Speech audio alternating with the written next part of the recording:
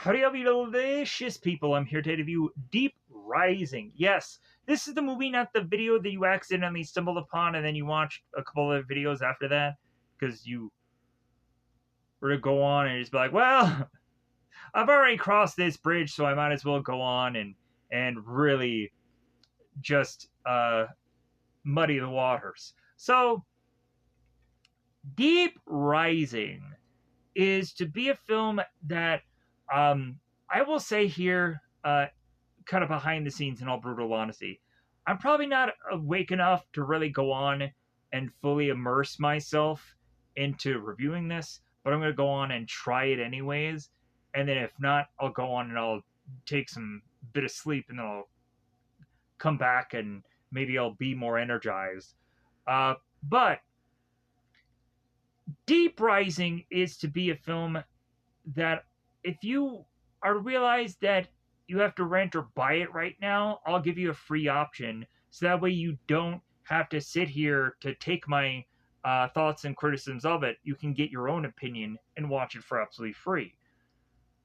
Right now, at the second of this recording, if you are to be a mobile device user and if you have a Google Play Store, you can go on and find apps like Clede Plus, KLEDE Plus, Manic, MANNIC, or go on and find apps like Movie Box 3.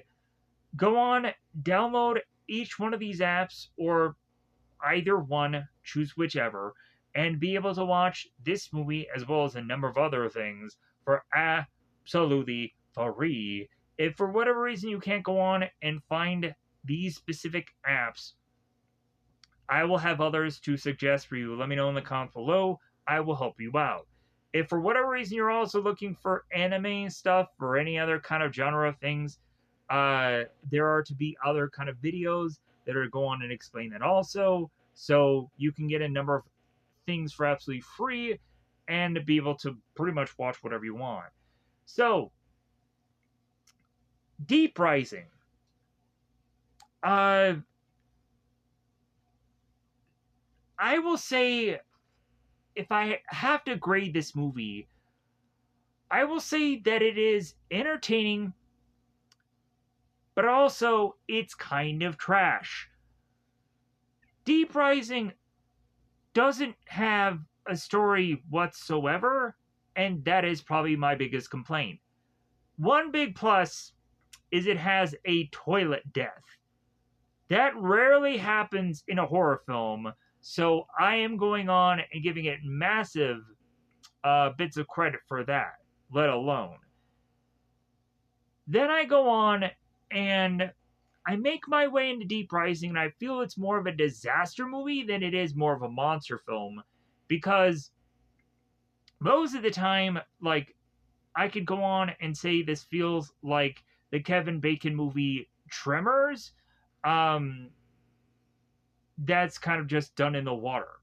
I can go on and compare this more to stuff like Speed 2, uh, Under Siege, where we have uh, Steven Seagal that goes on and gets arrested and put in this brig or freezer or whatever while this party's going on, and eventually he ends up coming out to have to save everybody from what's going on.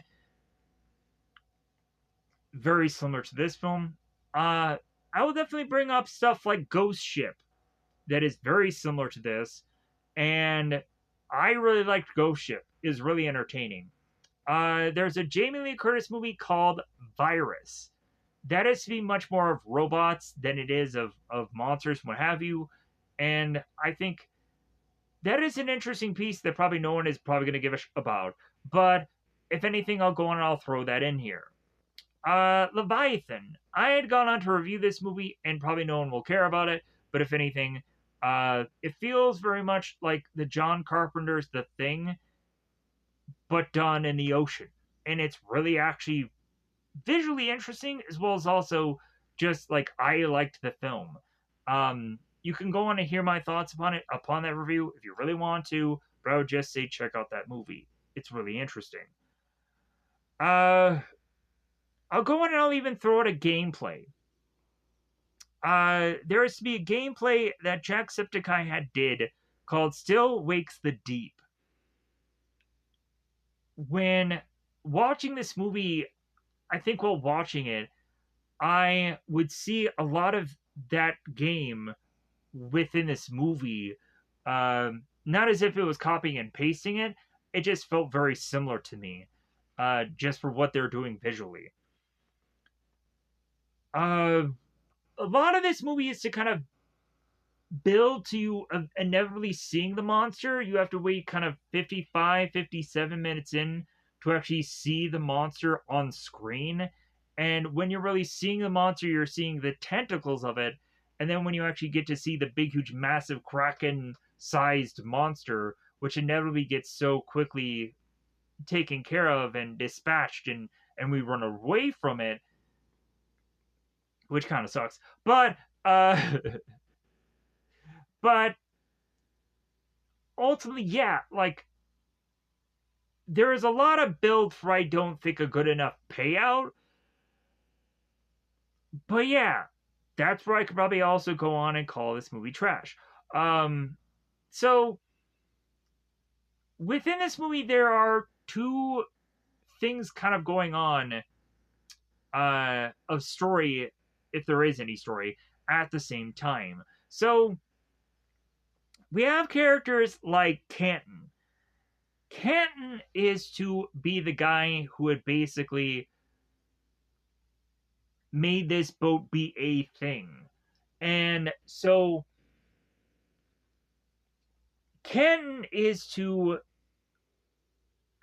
want to try to sink this cruise ship for insurance money, and he has these mercenaries come in to try and torpedo this boat, which I'm not quite sure how exactly that is going to work well for the insurance, but whatever. I guess it just is to go on and be a thing that will not be investigated. Not quite sure. So we'd have these mercenaries that are on this boat manned by Finnegan. So Finnegan is to basically have this kind of slogan of, hey, if the check clears, like, they basically say that they don't care, that there's gonna be no questions, there's gonna be no like, what are we hauling, none of that. So they come to find that these mercenaries have these strange torpedoes that these guys are trying to figure out, why do they have torpedoes. So inevitably we find that these torpedoes are there to crash the ship, but conveniently at the same simultaneous time, there is to be a monster that gets to it before the torpedoes do. So the monster goes on and is to break through this ship that is to be of so many cultures to where they have to go on and, like, man, is this like a quota filling movie? Even the mercenaries are to all go on and have to be from certain areas of places where they're going on and they're confusing continents and countries, and which is easy to get confused what all of those things are.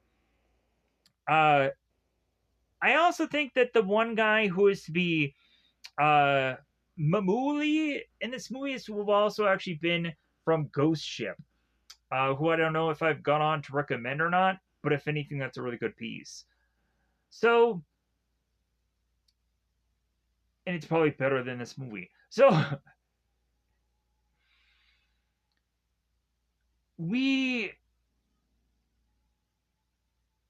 have the mercenaries that force Finnegan and Joey to go onto the cruise ship because they're going to go through the vaults and they're going to try and think that they're going to invade this cruise ship just for no one to really be there for them to invade. And they basically think that the whole boat is to be abandoned. So, and everybody's going on and making their suggestions about what happened, and a lot of it doesn't chalk up to make sense because of all the lifeboats still being on the boat. So, as further investigation and the more that they are starting to hear sounds, they are starting to go on and make their way further into this boat to come to find in certain levels of it, like them having problems with the elevators or them having eventually problems making their way down this hallway, and the hallway starts to ripple and the door starts to bubble and break. They start to realize that they're up against something that is to be very strong, to where Canton even mentions about how strong this thing is. Inevitably, what the monster they're facing is really the tentacle of a larger being, which eventually we see by the later half of the film. To where, honestly, they easily incapacitate and then run away from. Inevitably, by the end of this, it's all eventually who can escape this boat by the end of this story and jet ski away from said boat, and we get the big, huge jump that we inevitably see on a poster of this movie, or probably on the DVD or Blu-ray poster of it all, or what have you, and yeah, like that would go on and very much give a an interesting visual impression upon this film and make people to probably be attracted to it by a jet ski uh, jumping away from an explosion.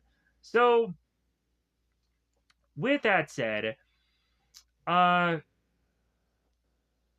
yeah, like again, entertaining but trash, and none of that has anything with the CGI. Uh, Not every movie can go on and age well, like a fine wine or a thing of beer. So, with that said, I think it's about that time to go into spoiler time. Spoiler time. It's about that time I get to spoil this movie. Let me know in the comments below what is your favorite underwater, undersea, into the blue uh film that you would probably go on and enjoy. Hopefully, it's to be a movie that is to actually be really good instead of probably something that I've probably recommended to you that I may go on and be thinking about actually watching. Uh, Let me know in the comments below any kind of just random movies or whichever you want to go on and just talk about. Because maybe at some point I may go on and actually review it on here. There are people that go on and they actually talk about a random movie.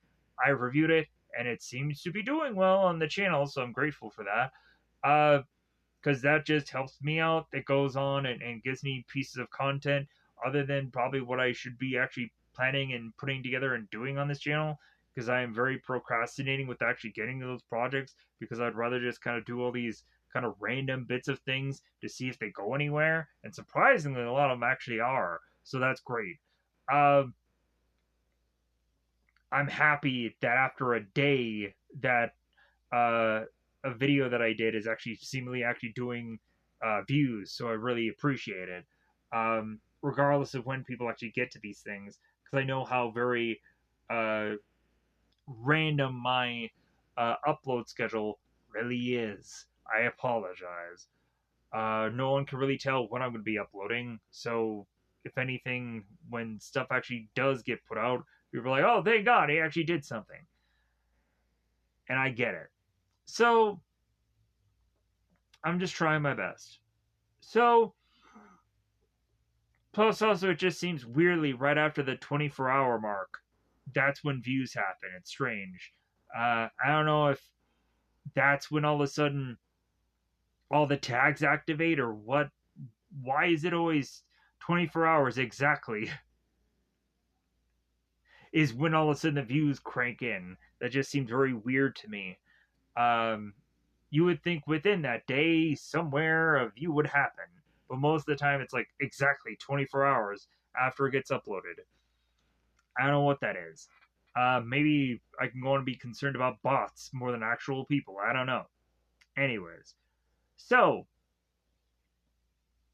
with that said, it's about that time to just go into and go for scene, blow for blow of this entire movie, which again will not exactly be the most interesting thing, or me just kind of going over the film.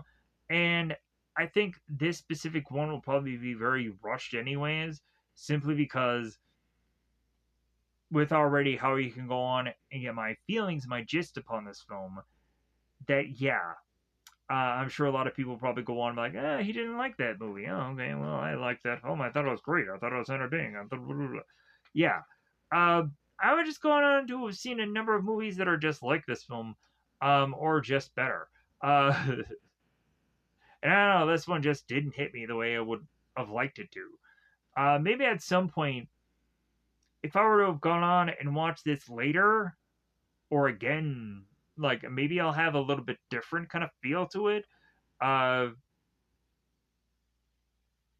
Maybe I'll enjoy it more, but again, I have to just kind of not say that then once I watch it that I'll be more positive, because that doesn't always happen.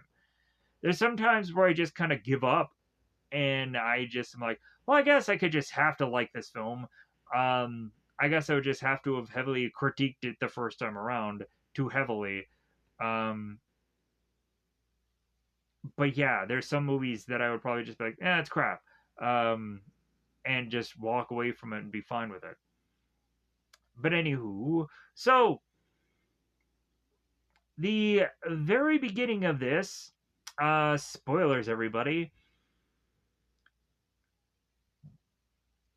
We would go on to seemingly just have what I guess is to be a monster that is just pushing its way through the water, and I'm like, that's gonna like, is that supposed to scare people? Is that just supposed to say that there's gonna be this creature that's coming and it's through its perspective of which they were watching it?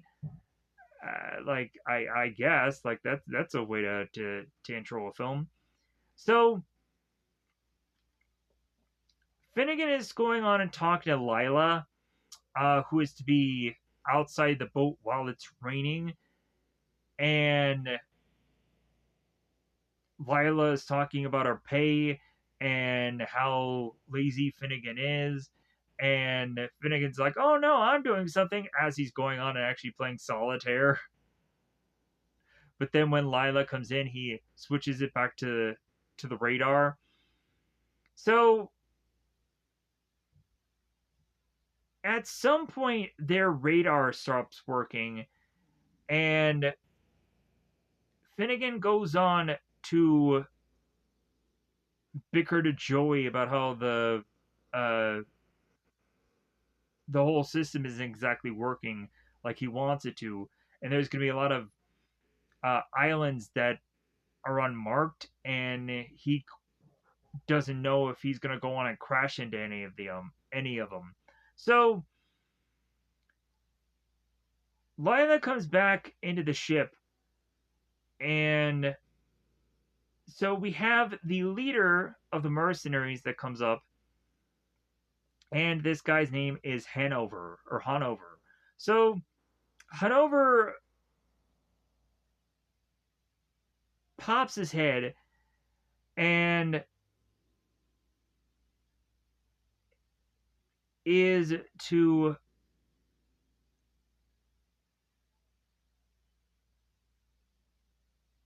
it seems think that Finnegan is going on and going to ask uh Hanover questions about their mission or what they're doing, and Finnegan's like, nope. Like, if anything, I don't want any bit of information. And then he goes on and throws him the whole uh quote of things. So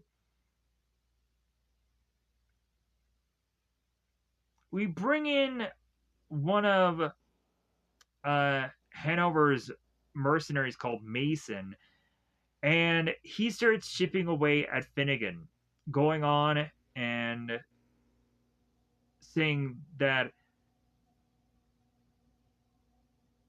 Finnegan is to not age like a fine wine, that if anything, he's aged more like beer. So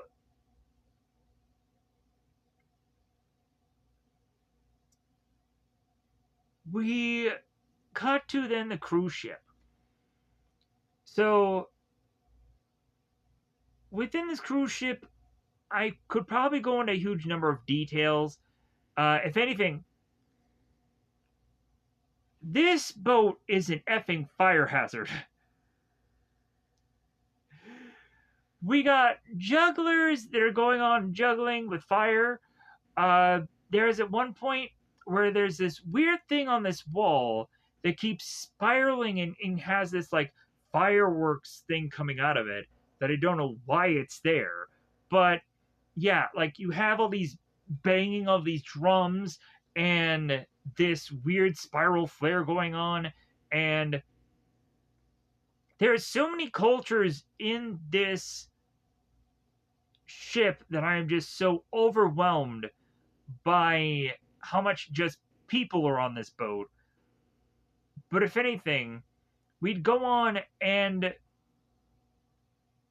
we would somehow have Canton that goes on and is to clink his glass and interrupt everybody to go on and have this speech to be done, which I'm like, how is that even going on? How is it that he has that presence so much so that everybody's simultaneously stopping at a perfect time to hear this guy make this speech? So Ken goes on and talks about how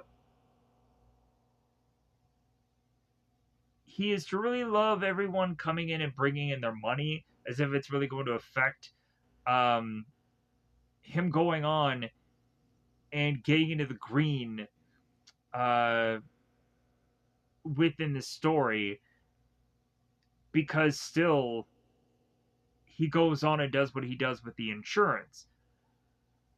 So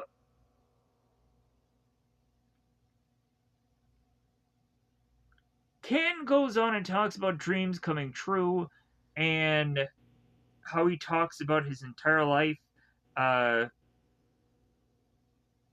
he had one dream to rate the greatest, most luxurious, most expensive pleasure ship ever built. Maybe that woman will get a bit of pleasure out of what happens in the toilet before she dies, but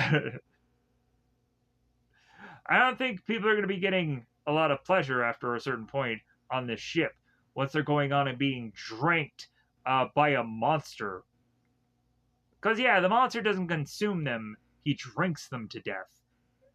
That fact I found very interesting because it's just kind of different. It's kind of like the one monster in Star Wars where they go on and they get dropped into the pit and they don't really quite die so quickly. It seems like they're going through like a whole process that they will be ingested of and eventually just kind of chipped away of, like slowly but surely, and it's a horrible process. But anyways, so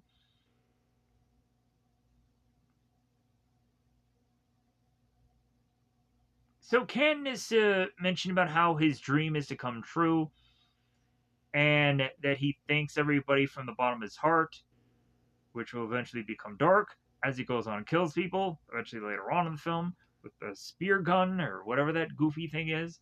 So we have a point where he goes on and he actually mentions the name of the ship, which I don't even know if I'll go on and be able to pronounce correctly. The Agananaka. The Agananaka. Holy I'm like, what kind of a name is that? The Arrow Nagaka, the Arrow Nagaka, Nanaka, the Arrow Nanaka. Anyways, so here's where we transition here to Trillian. So Trillian is to be chewing gum, which, like, at first I'm like, okay, what is the point of her having gum? But it actually comes into play within her mission in the story. So I was like, oh, okay, that's why she was chewing the gum, because it has something to do with the actual, like, camera that she goes on and puts the gum on. So Trillian makes her way through the boat and inevitably bumps into the Capitan, uh, which name of whatever kind of escapes me right now. Uh, yeah, I'm not seeing it anywhere. Uh, you would think that I'd be able to find it. Oh, Captain Atherton. So Trillian bumps into Atherton, and she ends up getting his key card and his wallet. So Trillian goes outside of the boat near the lifeboats and starts to thumb through Atherton's wallet and is to look at, I guess, his ID or his whatever uh, thing that has his picture on it. And Trillian's like, wow, what a picture. So she gets the card and she tucks everything out, and so she walks off. So we now cut to the mercenaries. So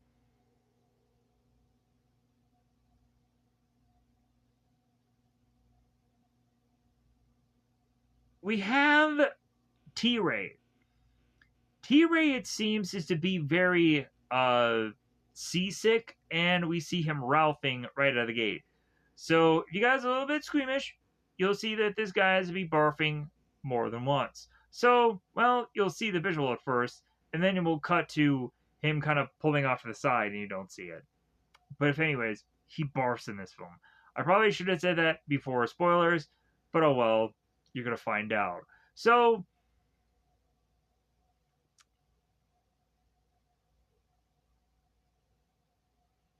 we have Mamuli that talks about how his goal in life is to be with as many women in as many countries as possible. And they start really going on and talking more and more just about women and so on and so forth. And also countries and continents and what have you. So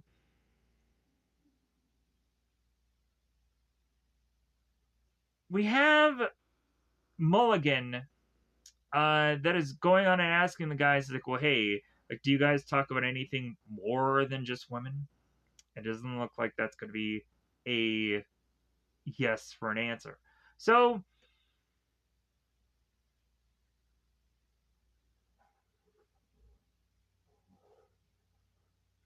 at some point, both T Ray and Mamuli turn a blade and gun against one another as they start talking about shooting one another up. And so T Ray goes on and sits back down as eventually they put their guns and weapons away. So as T Ray sits, we have Dejimin, who I believe is to actually be uh, Vivo here. Vivo is going on and mentioning about how he wants like pig feet and all these kind of very gross and disgusting bits of food that eventually will have T Ray lose his lunch again. So, as everyone laughs at him. So, I think Hennigan or Hannigan or Hanover Hanover. Hanover pops up and is going on and arguing with the guys like, "Hey, stop partying," because he assumes that these guys are just having a laugh and having a good old time. So we now cut to Joey. Joey is to go on and kind of sneak past the guys without them looking, and he goes on to look at the cargo. He opens up these things the size of coffins, and eventually he finds that there are missiles there or torpedoes there. So Joey very much confused about why there are torpedoes for these guys to use, as of course this ship isn't to be having that kind of capacity to fire off torpedoes. So if anything, it's like, well, what is this? Like, is this like some kind of weapon sale? Like, what's going on here? So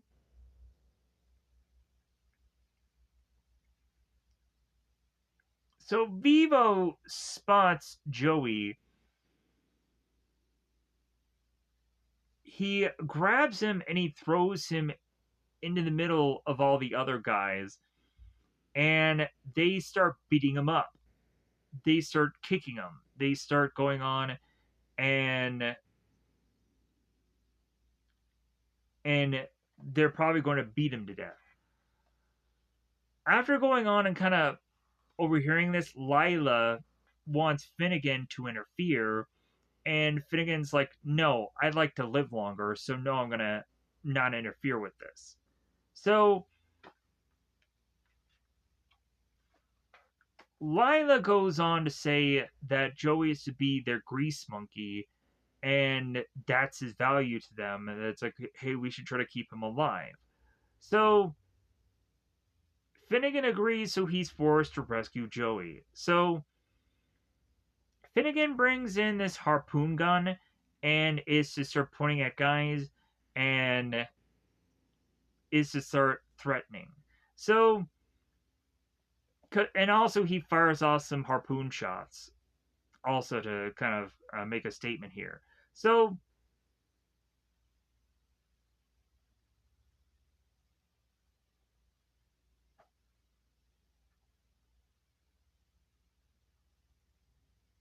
Finnegan mentions about how if Joey is to be dead, that it'll take them a lot longer to get to their destination. And if anything, Finnegan is actually hoping that, because if anything, he can charge them more.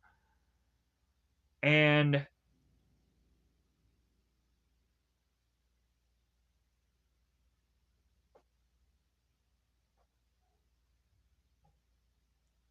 so the more that it seems these mercenaries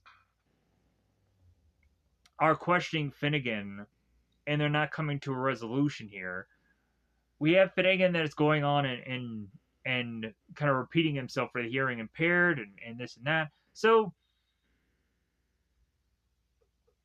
finally, at some point, Finnegan says things are going to get messy, and so uh, finally they come to terms of like, okay, let's all kind of break up here. So Finnegan and Joey leave the scene, and Finnegan says like, okay, that's a year off my life. So now we cut to Trillian. Trillian goes on to make her way into a security room security area that seems to be empty. There's no one manning it, strangely. So Trillian goes in to cover this camera and then puts this key card that the person going on and having a video in front of this whole thing is to say that she's the captain, which of course Trillian isn't. So Trillian opens up things of jewelry on this vault and starts to look at them in the mirror and is tempted to try them on. As Trillian all of a sudden turns, she's met with the captain, and she's met with Canton, and also two crewmen. The crewmen go on and they grab Trillian's arms, and Canton asks the captain, it's like, well, hey, do we have a brig here? And the captain's like, well, no, we don't exactly have one, uh, because it's not finished yet. And so inevitably they decide to just kind of put her in a freezer. And Trillian says, oh, uh, the brig is not fit for a woman.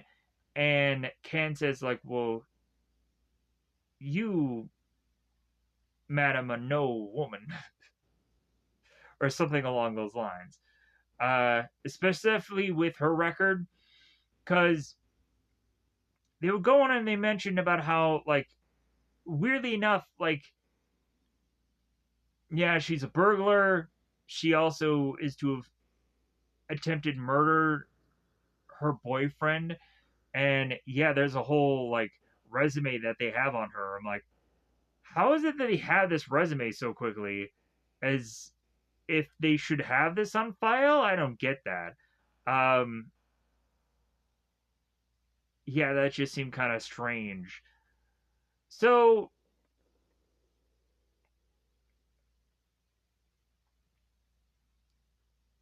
they have Trillian make her way into this freezer, and she goes on and she sits down and she starts going through all the food and the meals and starts kind of picking on these little finger food things. And it's like, yeah, she's having a heck of a time. So we now cut back to Finnegan's ship. Lila is going on and stitching up Joey's head. I know that, honestly, some of these names are going to be different than how they are in the movie, because if anything, I think for Joey, they say his last name in the beginning, and then Joey comes up more in the later part of the film. There's going to be some people that I'm probably going to be tempted to say their last names instead of the first names or something like that that is to be used in the movie, just so that way it's easier for me to remember who these people are at some points. But I'm going to try to stick to, like, if anything, I was kind of tempted, instead of saying Finnegan all the time, to probably just say John, which is actually Finnegan's name, first name. But anyways, it's just semantics, I guess. Because for Trillian, I was kind of tempted to just say James because I think I was gonna mess up Trillian also. So just bear in mind when I go through this breakdown. So Joey explains to Finnegan what exactly he's dealing with the cargo that they have, and Joey tells Finnegan that maybe this time around they probably should have asked questions before bringing these people in. Uh, Also, Joey goes on and asks if there's any kind of Novocaine, of course, of which they don't have. But if anything, Lila goes on and kisses Joey, and I guess we have to assume that this is to have the both of them have a loving relationship. Like, I don't know if they're boyfriend girlfriend or not, but when Lila does die in this movie, because of course she does, and her death holds no real weight. How they go on and how they kill her isn't a good death. She just kind of disappears, kind of. She gets kind of swooshed under the water, and she just kind of disappears. It sucks.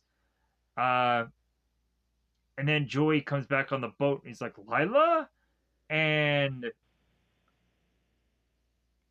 Finnegan's like, well, yeah, I don't see her anywhere because I guess we have to assume that she's dead. So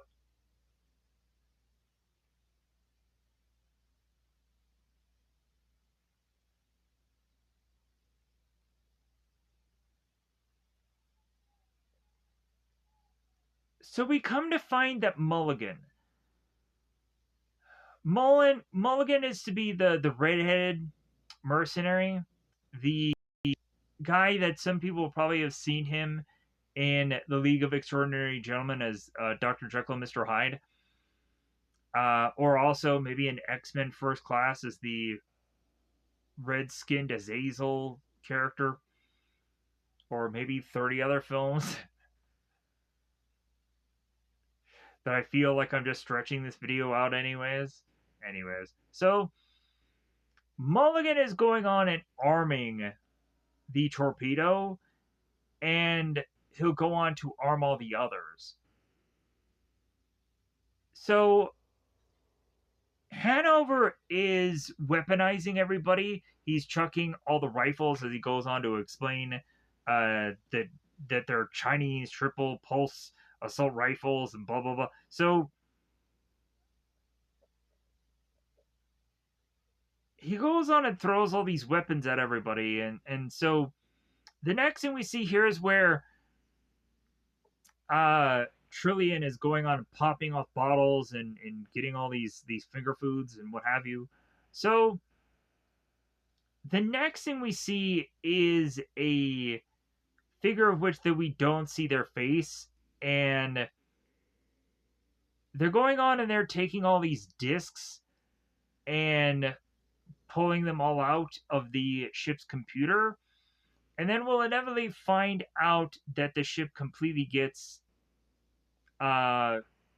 everything turned off, everything goes offline, everything starts to become disengaged. What is this? The opposite of Star Trek Next Generation? Disengage. So we'll eventually come to find that the person actually doing this, spoilers everybody, ends up being Canton himself. Because, again, he will try to sabotage this ship for the insurance money, so it'll get sunk. So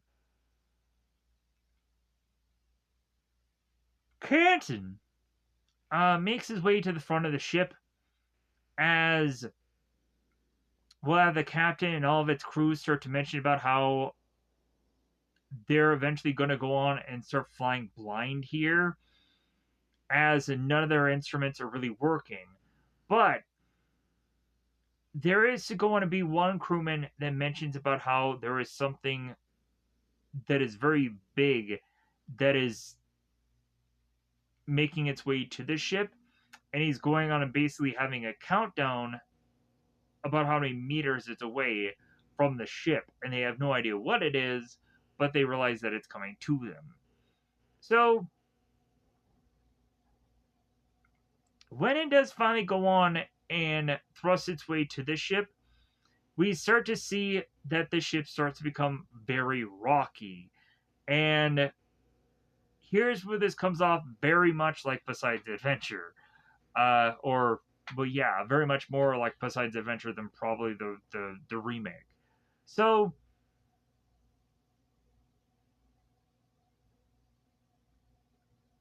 we even have a point where we see Trillian, who's going on and getting all these boxes fall on top of her. And I'm not quite sure if that's going to be her double or if that was actually her taking the boxes falling on her. It probably could have been her double, probably. So, because I don't think the hair matches. I could be wrong about that. Anyways, so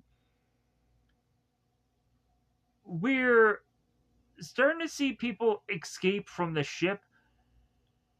People are going on and crazily running through the ship that eventually somebody gets trampled on, and I'm like, ooh, ow.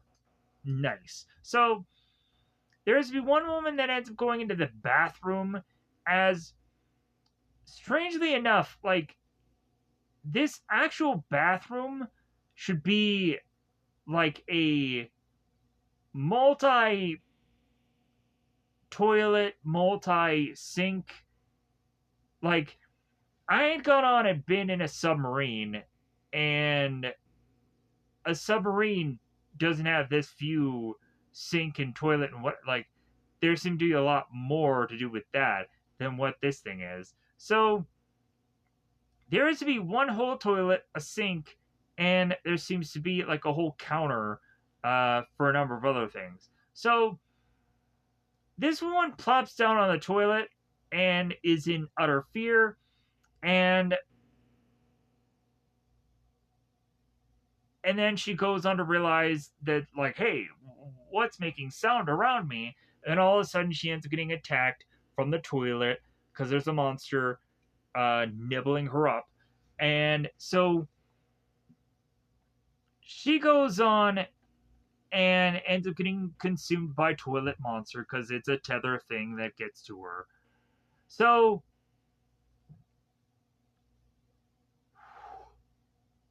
we cut to Lila and Finnegan. That is to come to find that their boat is getting construction being put on it as the mercenaries go on and take this torpedo launcher, and they just decide to install it onto the front of their boat. Finnegan is to be very upset about this, and he talks about, hey, that's going to cost you extra if you're going to go on and attach things on my boat without me saying so. So,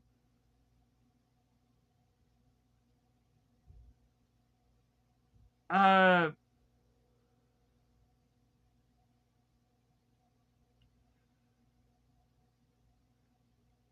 so we have at a part here where there seems to be some engine issues or just an issue with the ship. And they talk about how the ship is taking on water. They mentioned about like Jezebels and Herculeses and all this stuff, and it doesn't really make any bit of real importance, just because it's like whatever this means. So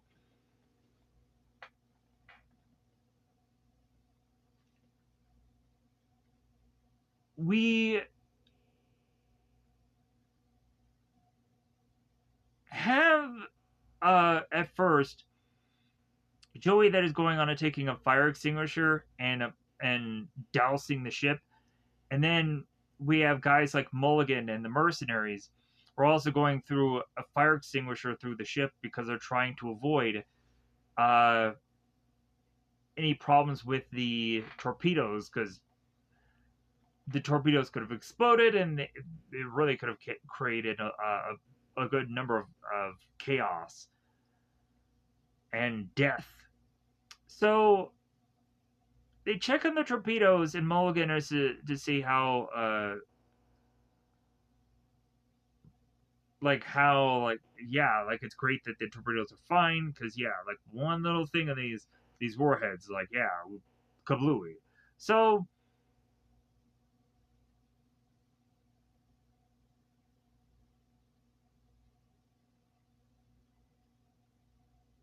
now Finnegan makes his way back to Joey to get a progress on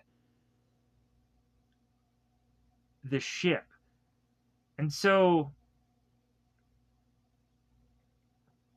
assuming that they're going to make their way on to this cruise ship, because Lila goes on and is to have these night vision goggles that she then goes on and gives to both Joey and both Finnegan, and they're happy when seeing this cruise ship because, like, well, I'm sure that ship will probably have some spare fuel and probably also some parts that we can use, right? So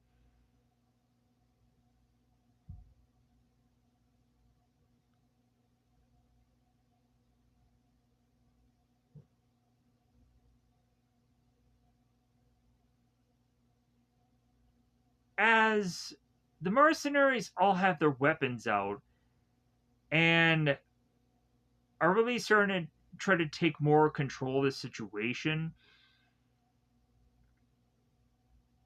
we have Vivo and T Ray that are to be outside of the boat, and Hanover is talking to Finnegan. So Finnegan is mentioning about how more than likely the cruise ship has a good number of ways to call for help if the any part of the boat actually does have a way of doing that because of how everything is to be either offline or there's to be problems with it. So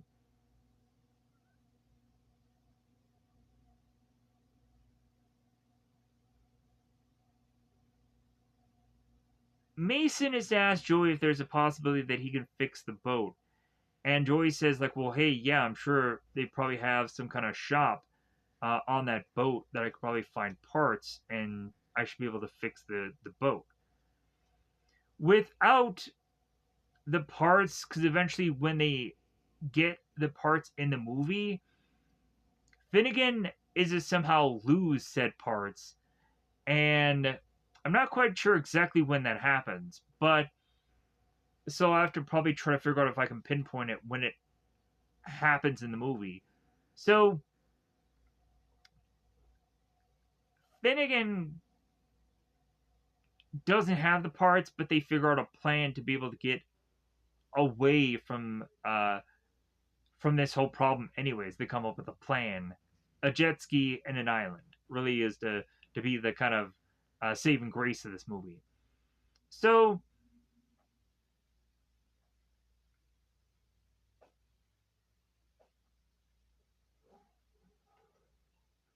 so Hanover is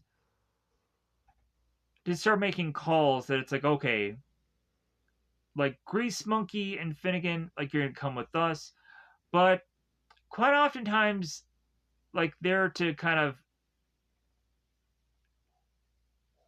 have it be that they kind of plan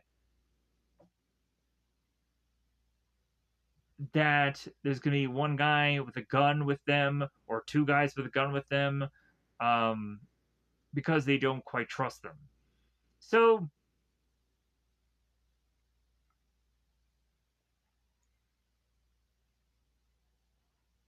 so Mamuli is to have supposedly stuck around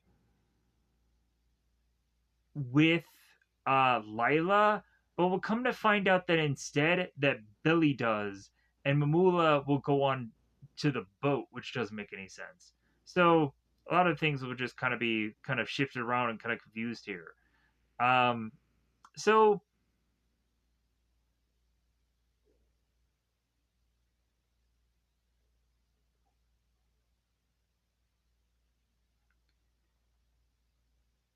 so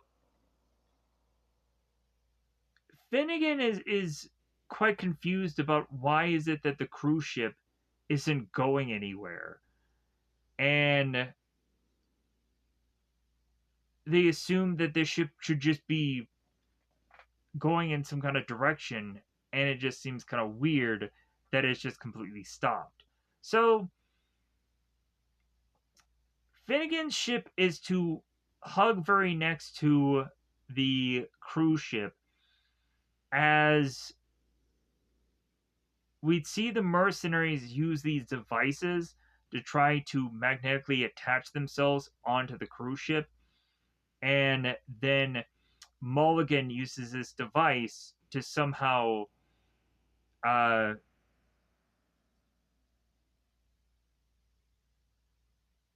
somehow be able to have this boat that opens onto the cruise ship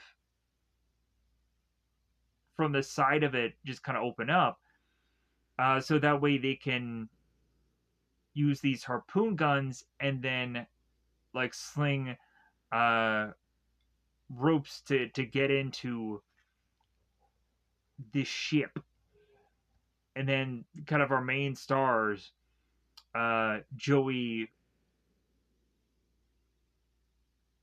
Finnegan, and Hanover kind of arrive shortly thereafter that. So the guys start to talk about how the ship is a mess and that how they need to call housekeeping soon.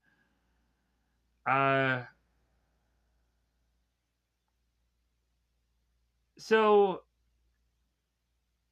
as they make their way through the boat, And Hanover is telling everybody where they're going, and everybody's doing a lot of shouting and about which level or which uh, places they're going.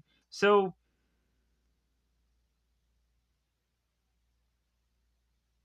Vivo is to be the first one to spot there being blood on the boat, and shortly thereafter, T Ray is to find blood himself. All of a sudden, there is to be this elevator that starts to ping, and it seems that the catchphrase of this movie is for Finnegan at some point to say "now what," or he says in the beginning here, it's like, "Well, man, I don't feel right about this whole elevator thing." If anything, he'll be right eventually about him going into an elevator. About, yeah, maybe you should not go on and ever trust you going into an elevator. So, excuse me. The elevator door opens and there's nothing in there. There is some seemingly blood, but that's about it. I almost thought we could have gone on and done like the Die Hard thing, where there's a body in there and it says "ho ho ho, I got a machine gun now" or something. Because Die Hard. I guess they'll be burned into me forever, like that kind of thing that kind of happens in an elevator or all things. So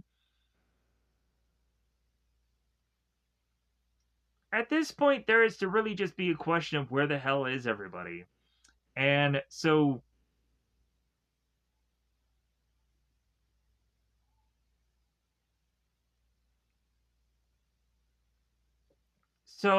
everybody is to go on and say it's like, well, they didn't abandon the ship because the lifeboats are still there.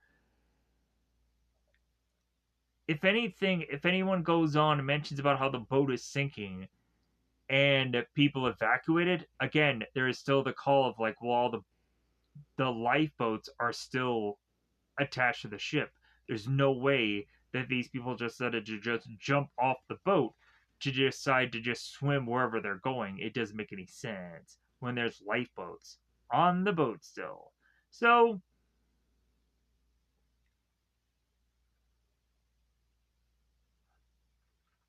we would have our characters making their way to the casino part of the boat.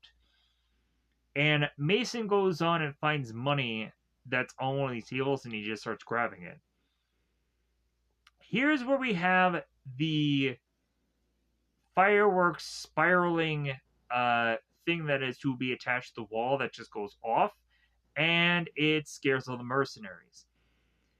They thrust just a ton of bullets into what seemingly is to be nothing, and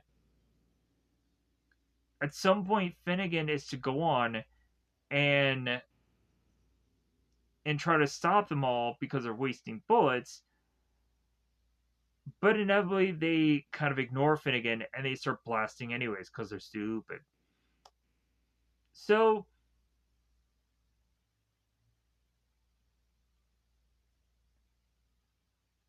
Hanover is to be like, well, I don't care where everybody is or isn't. If anything, it's time for us to go on and do our job. So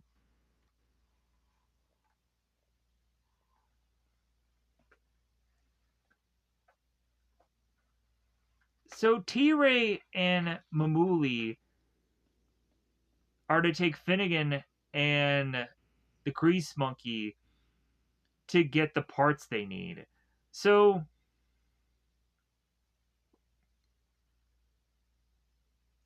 the next thing we cut to is is Trillian. Trillian is to go on after she is to have gotten clocked by those boxes. She gets up to go on, and she finds that this pipe is bulging because I think a creature or tentacle is to have made its way through it. So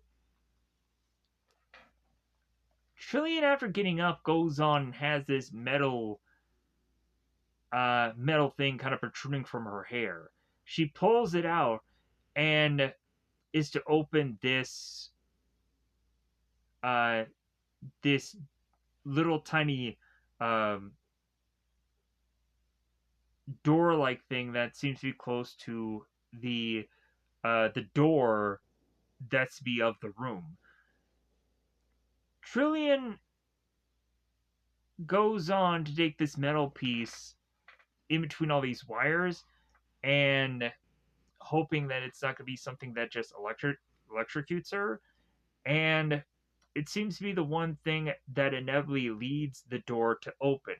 That's in her fridge. So she's like, "All right, great! Like I figured out how to get out of here or escape." So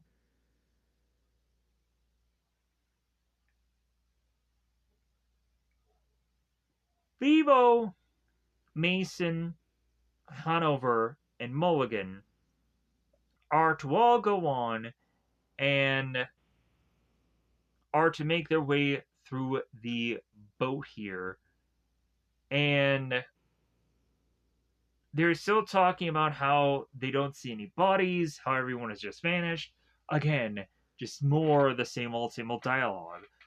Like, at this point, they can only say how many ways that people are now not being on this cruise ship. With the large number of probably people who are on this boat, yeah, you would think that they would have spotted some more people than just maybe 5 or less. So, and eventually there's going to be much less pretty soon. So, here's where we have Lila. Lila's at the bottom of the ship by the cargo bay, or the cargo, and she's going on and welding the ship. Inevitably, she goes on and hears a sound, and they start talking about how the ship is possibly sinking. Lila is going on and shouting to Billy, and then gets back to her welding. So, as Lila is starting to weld, I'm like, why are they going on and they're focusing on this one area for way too absurd long amounts of time here? And then we find out why that is because there seems to be a dead body that comes flying at Lila and scares her. And then Lila sees the dead body and is like, huh, like, all right, like, why am I seeing a dead body now? So,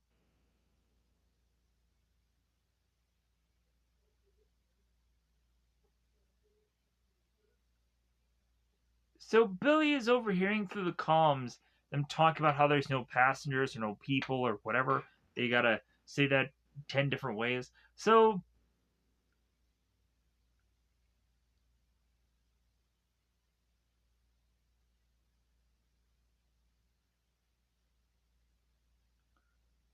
here's where Lila ends up getting grabbed and shoved out of the boat because she's to be killed by one of the tentacles and consumed. So we then cut to Finnegan, and he's talking about how impenetrable this ship is.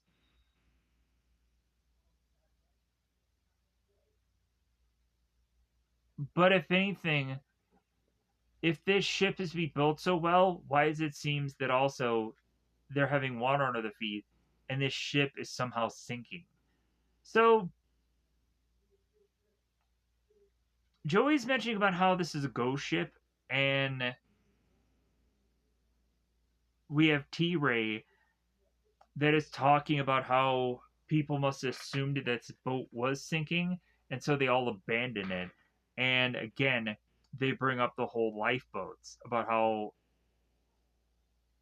everybody just decided to just jump overboard and hope to swim and hope to make the best of it. Doesn't make any sense. So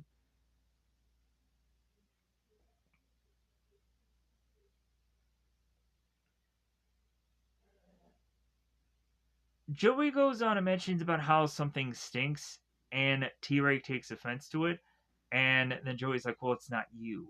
So T-Ray all of a sudden hears a noise and starts to go on and investigates it. So Finnegan tells T-Ray to stay close because if anything, like he wants to go on and kind of like if he gets killed, at least they'll have a like at least if this guy is to stay alive, they'll have a gun. If he dies, then they'll just have fewer people here. And also, uh, Finnegan won't have T-Ray to protect him. So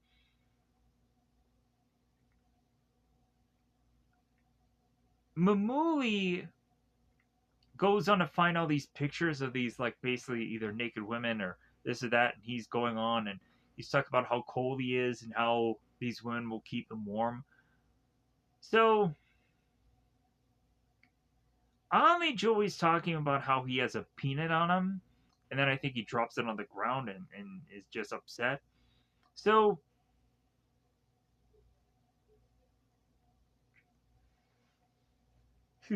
so T-Ray never goes on to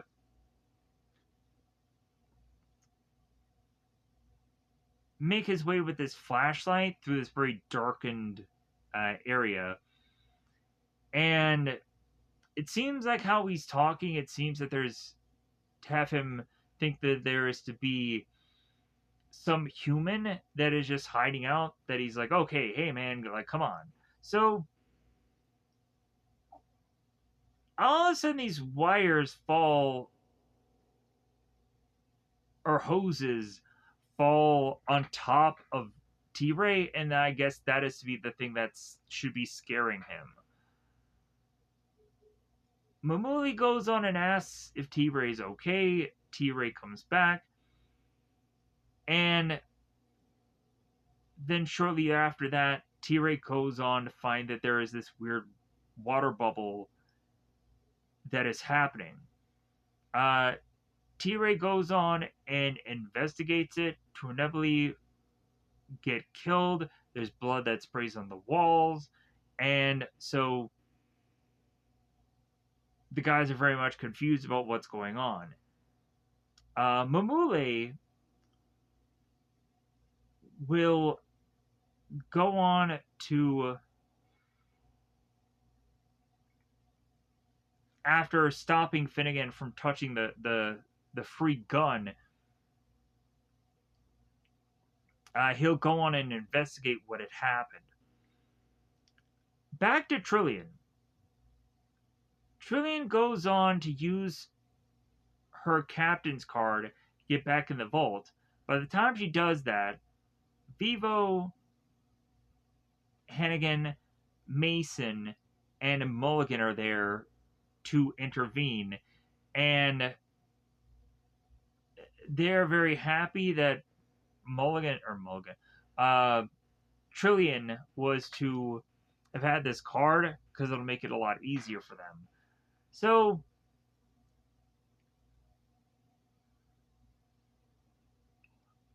excuse me, I apologize. I'm very tired. I'm sorry. That's why I'm yawning. So after they go on and they get their own introductions, so that way they know this person's name. As soon as they open this vault, they see people. Mulligan gets scared by them. He starts blasting them and killing a chunk of them. The only ones who are left alive is to be both Killian and the captain. And Killian goes on and takes an axe to Vivo, as Vivo is to be the first one that kind of walks up. So Killian goes on and throws an axe into Vivo's head. Canton justifies the reason for the axe throwing is because he thought it was some monster and not some normal being. So he thought he had to defend himself. But he killed that guy. So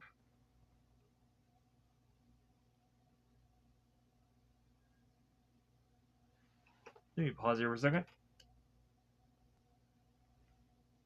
Okay, so back with Finnegan and Joey.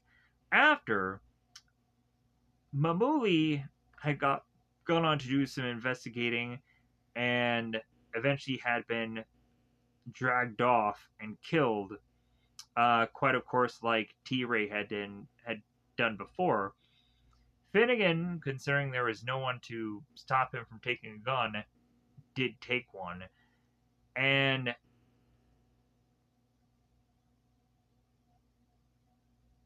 so Finnegan tells Joey to get the parts.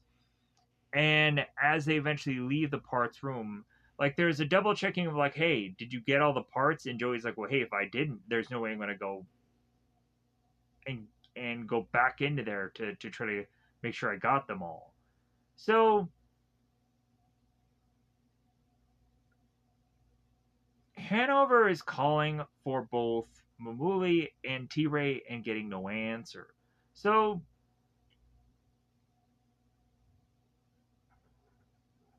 Ken is mentioning about how they're everywhere. I guess it has to assume to be the tentacles. So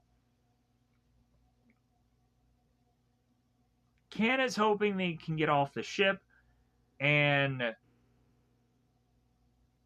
so Hanover is taking Mason and they're going to investigate.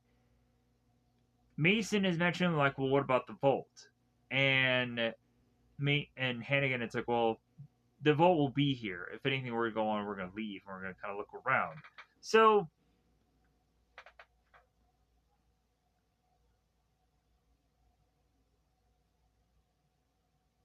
Finnegan and Joey are talking about what just happened, and they're not quite sure what they saw.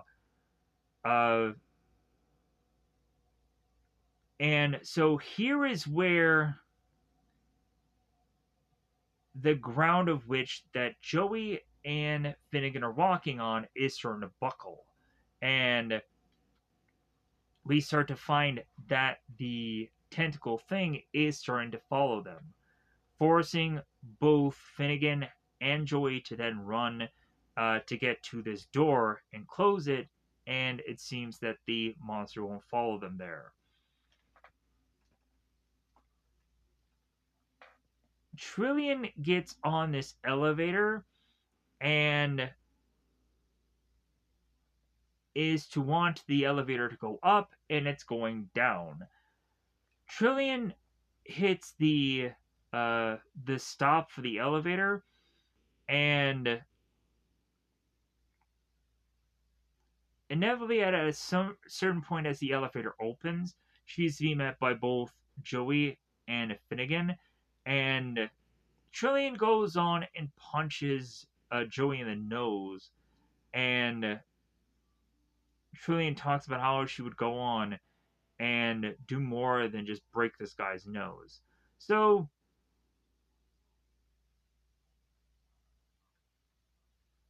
Trillian is to tell both Finnegan and Joey about the monsters that have been on the boat. So all of a sudden to hear noises coming from the top of the elevator. So at some point as the elevator door opens, the mercenaries who are left all come in and they start to take over the elevator. So the mercenaries go on to ask Finnegan and Joey what happened to Mamuli and T-Ray, and they explained that they died. They don't really buy that answer, and Mulligan is thinking that they were killed by Finnegan and Joey, of course, which they weren't. He beats them down, trying to get answers, but he won't get any. So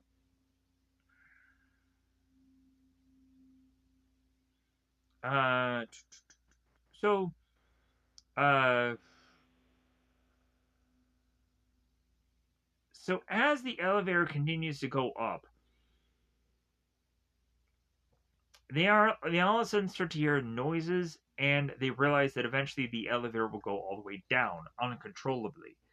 because I think they go on and they break the elevator to where it starts falling. So it gets down to the lowest of levels, and so they figure out a way to get out of the elevator as it crashes, and they make their way into the level that has all of these skeletons and all these corpses, because I guess at some point at the lower level of the ship that there is to be this kind of huge collection of all these bones of all these passengers, because honestly there probably should have been more of that all around the ship, but I guess that would gotta give a dead giveaway that people were to have gotten killed on this boat. Whereas in the early stages of it, there's just blood and it just doesn't quite match up. It doesn't make sense. So,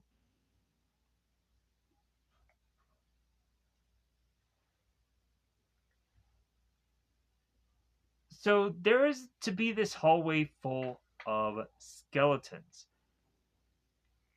And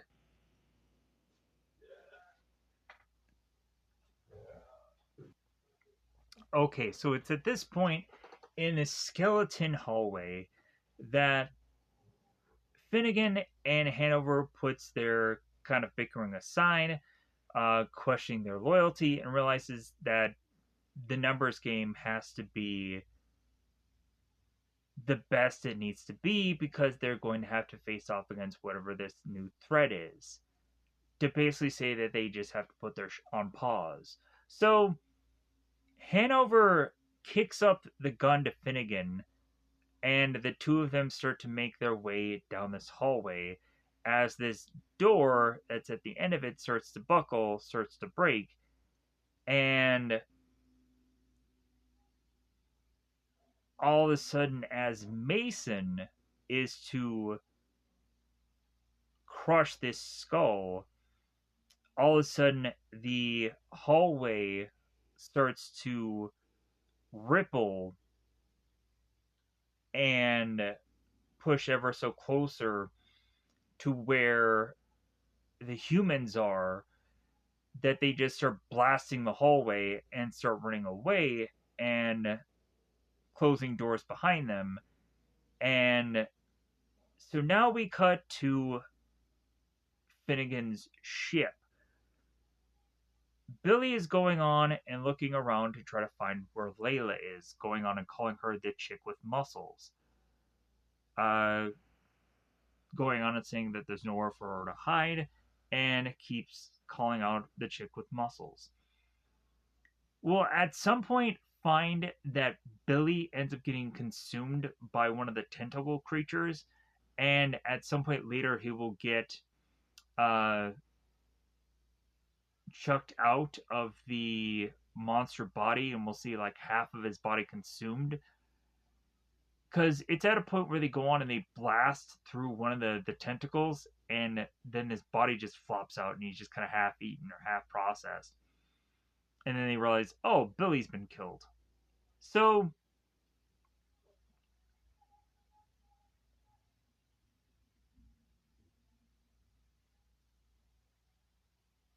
so here is at a point where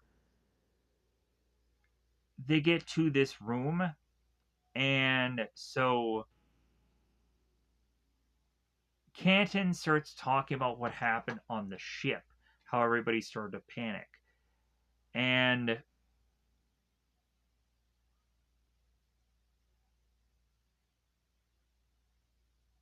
how the captain just mentioned about how they couldn't even get to the lifeboats because people would probably get killed anyways.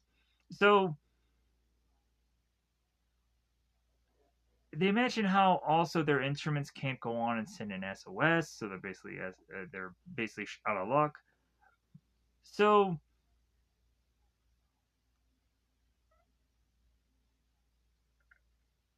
at some point, we finally have Finnegan that figures out that Canton was to have been the one to have sabotaged the boat and the instruments, and Canton at some point does come clean because both because Finnegan realizes that Hanover and Ken were working together because they knew one another, and even Mason is to grab onto Canton and start choking him out. So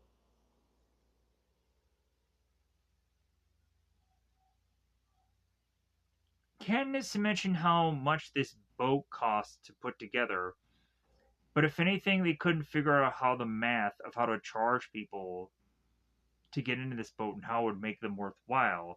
So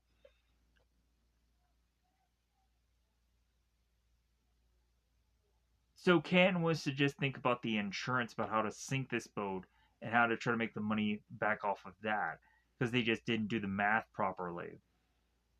So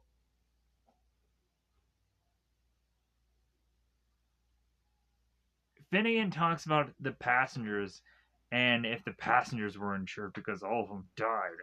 So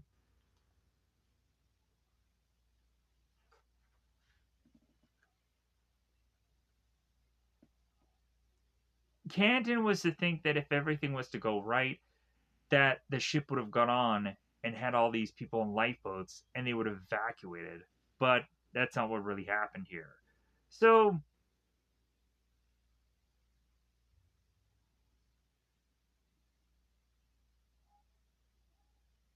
as people don't go on and pay attention at some point, Trillian goes on and sneaks a gun in her back. And here is where we go on and we see the very first ever tentacle that actually appears and starts slithering around.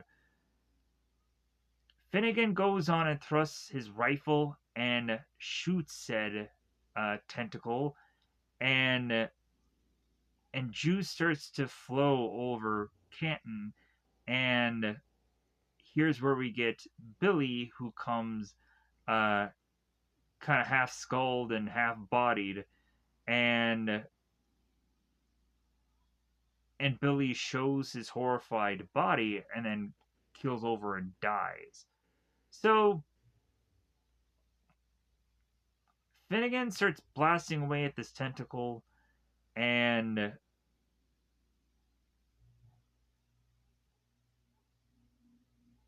so we start to have people running around. Joey doesn't understand how exactly his gun works, and he's trying to figure out how uh, to get the safety off so he can start firing. So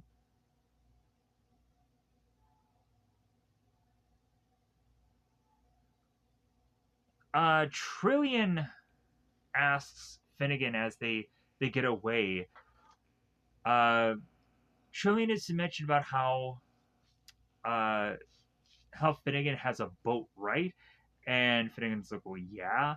So she's like, how would I make a deal with you? Like, if I go on and if I can get out of here alive, uh, Finnegan's like, well, yeah, I'll get whatever I want, right? And so Finnegan's like, well, how about I get a nice cold beer? It's kind of the joke of that. So it's like, yeah, it's not like that's gonna exactly happen. So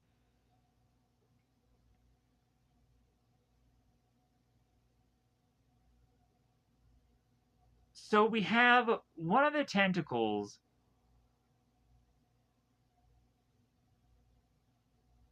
that goes on to attack here. Uh, Finnegan falls over and the gun is right next to him as we assume that that Trillian is to kind of be running away here. Come to find out instead, Trillian comes back to save Finnegan. Uh, but the way of which that she just starts blasting this gun just looks very goofy. She's like hopping and she's shooting. It just looks really weird and awful. It looks like, I guess you could just say that she's firing in fear, but it just looks goofy. It just does. The whole hopping and firing thing just looks really kooky. So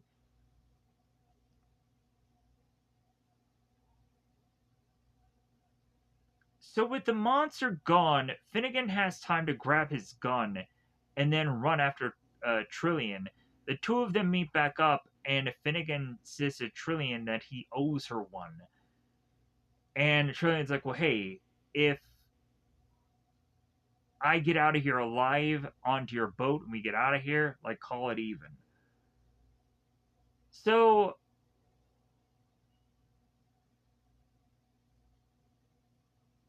Finnegan and Trillian start to make their way more through the ship, and Canton is in the same kind of area as them. So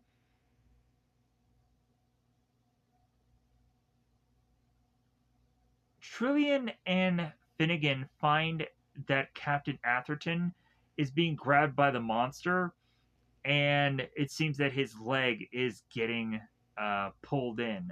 So Finn and Trillian are trying to pull this guy out, and at some point the mercenaries come in and they start blasting away. So here's where the captain gets consumed and killed here, and so it seems now Canton has some information about these Atioes, these mutated sea monster things. He goes on to mention about how some could eat a full grown shark and how they're very strong. So, and again, we go back to doing the math. So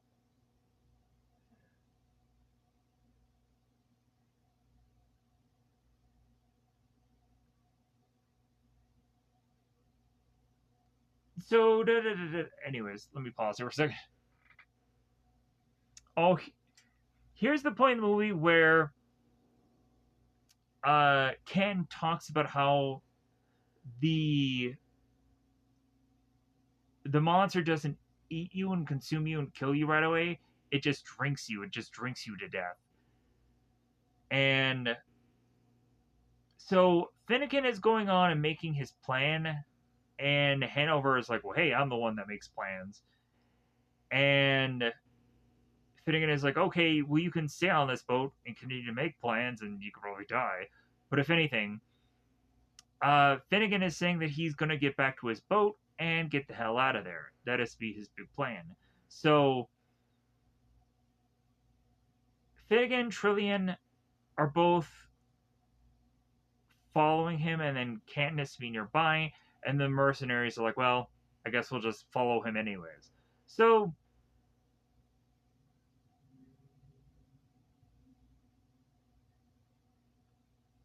at one point, as they start to make their way through the ship, Joey is to go on and ask if it could get any worse, and there is at a point where the light in the room goes off, and the people kind of look at Joey like, you had to ask. I was like, well, I'm sorry. So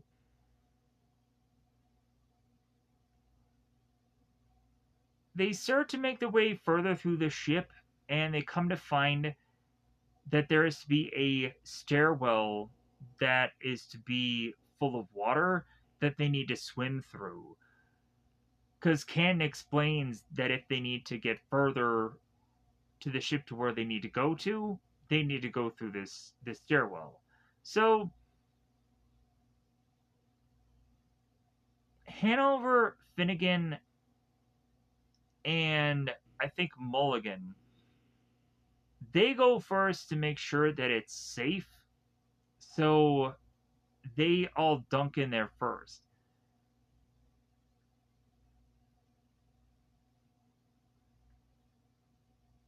We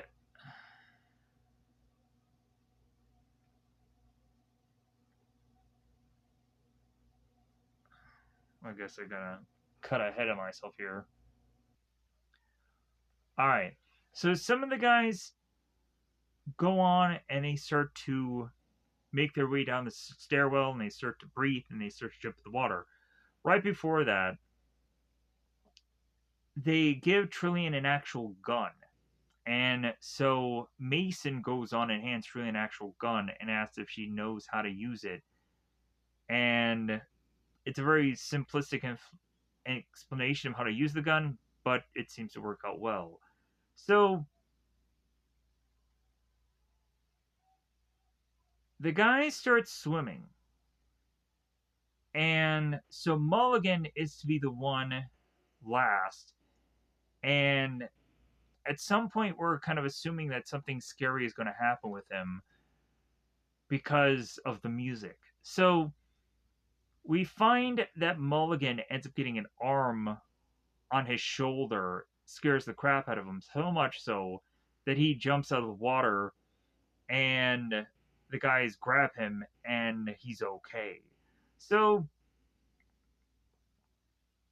now the four that are left are to eventually hear a noise that tells them that the creature or the tentacles are coming for them. And they're coming from a hallway away. So we have Joey that goes on and closes this door. And at this point, our characters here don't exactly know what to do. And so Ken is to be the first one to jump in, and then others are to follow. Trillian is to jump in afterwards, and so Mason and Joey are to wait for the monster to crash through the door, and then they start blasting.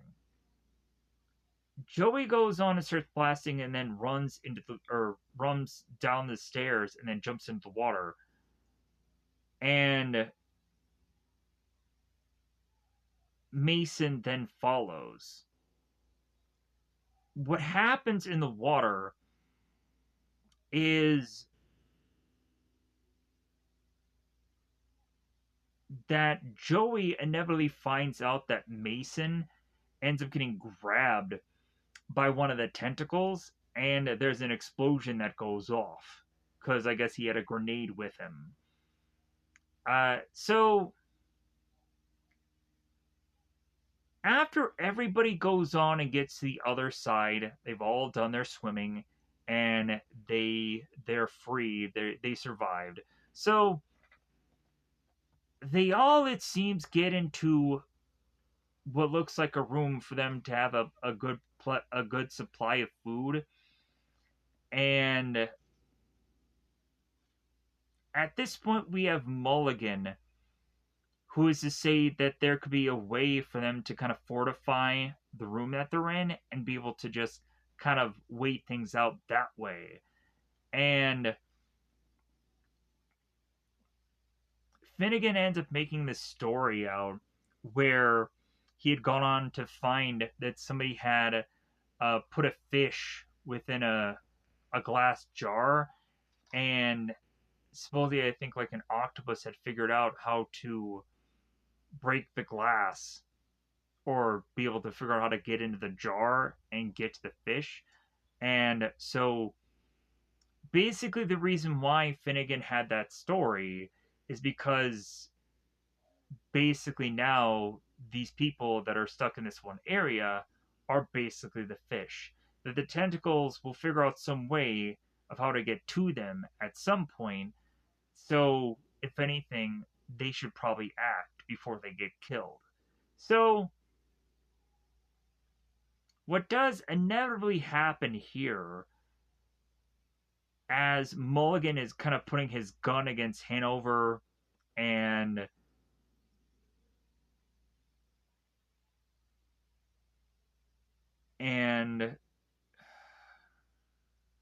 at some point the tentacle does appear behind Mulligan and does attack him. Mulligan goes on and shoots up the tentacle and follows it to what looks like this this oven furnace. And so Mulligan goes on and is to be confident that he had killed this one tentacle. Like, hey, you want some? You're nothing. Shortly thereafter that, the tentacle ends up appearing and killing Mulligan, because of course it does. It just completely grabs him and eats him and kills him. Or drinks him, I guess. So, now we have the rest of our characters just kind of running around here. So,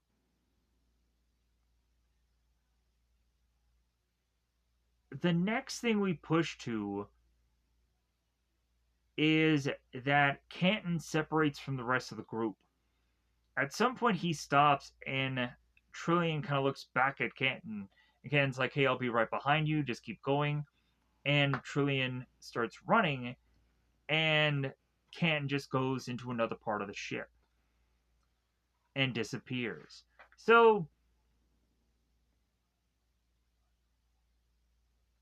as our survivors who are left go on to make their way further into the ship, they find an area that is to just be wall to wall, full of blood, full of organs, body parts. And they have them figure out that this is to be just some feasting ground or feeding ground. So, at some point, they go on and they hear the noises of the tentacles coming for them, so they have to run again. So,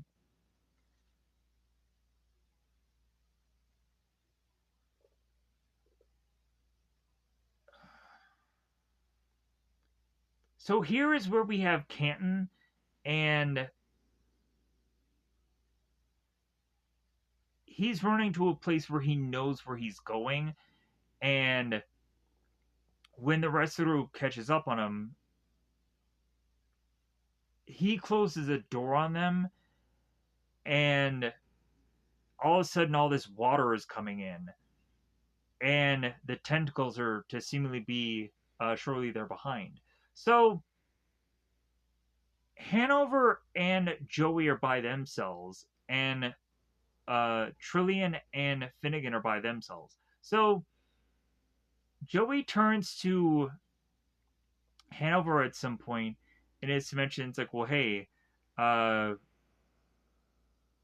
give me one of the grenades that you have. He throws it, and if anything, like, the explosive doesn't go off because Joey didn't realize that he had to do something with the grenade. Hanover goes on and does something with the grenade, and then it explodes. And so Joey's like, well, hey, I didn't know I was supposed to do that. So the two of them run off. Trillian and Finnegan uh, run off, and a door is closing behind them. But here is where Finnegan realizes that he doesn't have the backpack with the parts, and he's desperately trying to hold this door open, but it's going to close anyways. So Finnegan explains to Trillian about how he had lost the parts, uh, and there's no reason to keep going on without them. So, but they just keep going through the ship anyways. Uh, so Joey and Hanover Hanover are trying to figure out how exactly that they're going to slow this monster down. And Hanover shoots Joey in the legs and starts to run kind of away from Joey as he's down on the ground. So the tentacle comes ever so closer to Joey. Joey goes on and finds uh this little freight elevator, this little small elevator. He slides in there and then he disappears. And so now we see Canton. Canton is to find his way on the outskirts of the outside part of the ship, and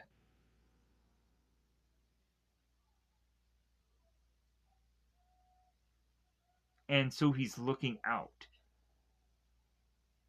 At some point, both Finnegan and Trillian will also be on the outskirts of the ship looking out, and Finnegan will make his way back into the ship as that happens. So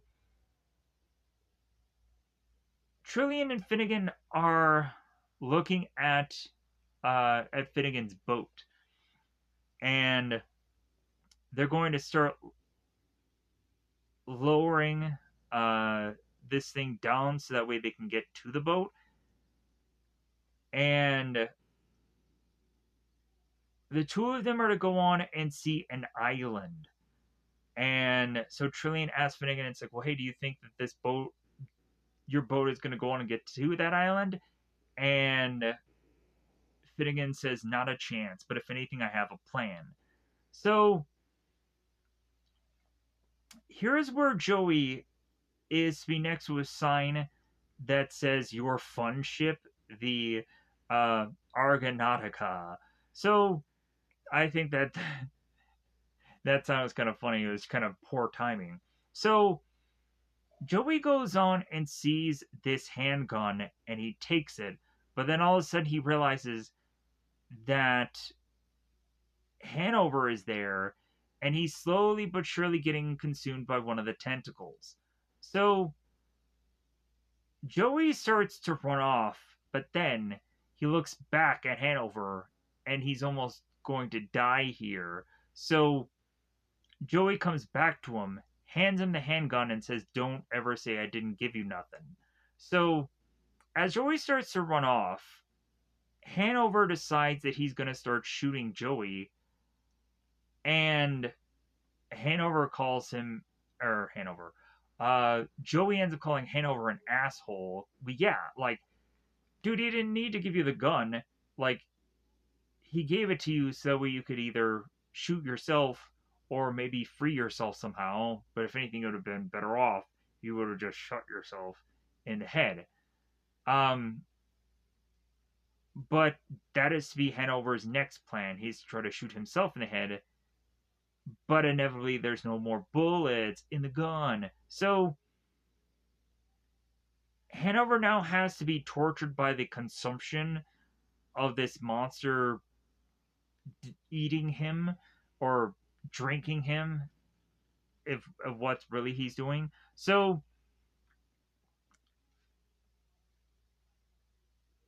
now we have Finnegan's plan being put into place. So Finnegan is going on and having Trillian need to make her way to a jet ski.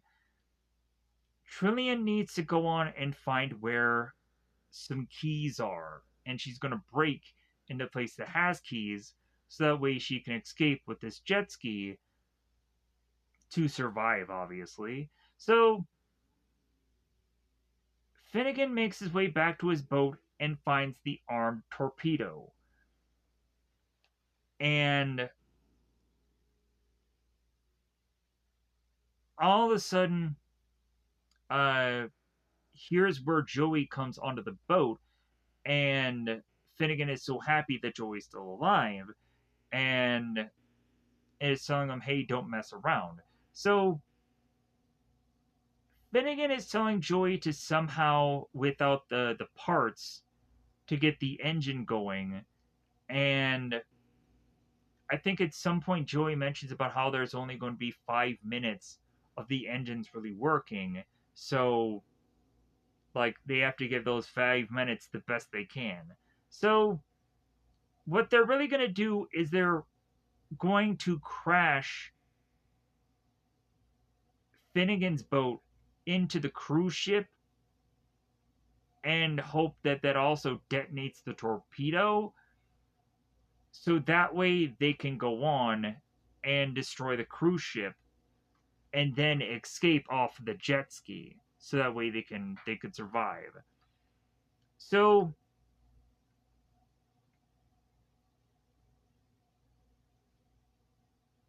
Joey ends up asking about Lila here, and Finnegan turns to Joey and says, I don't think she made it. And so Joey goes on and starts welding. He starts grinding on things, and he takes a moment to kind of take away his goggles, and he's mourning the loss of Lila, I guess his love. So Finnegan is prepping the armed missile, and then puts the boat into autopilot and engages it. Goes on and has this design where it is to be kind of this circle or this C to where it's going to hit the boat. So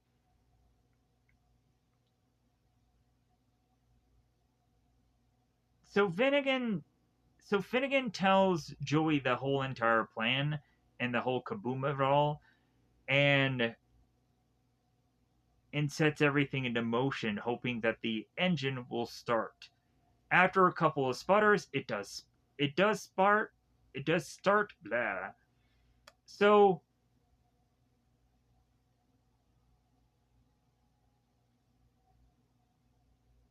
so Joey and Finnegan escape the boat as Trillian goes on and breaks through this glass to then see the Sea-Doo keys are to be put in place. As she goes on and grabs the keys, she's met by Canton, who of course wants the keys for himself, so that way he can escape. Because it seems that after he goes on and he does all this killing, he wants to stay alive himself. Uh, what a killer. So, uh,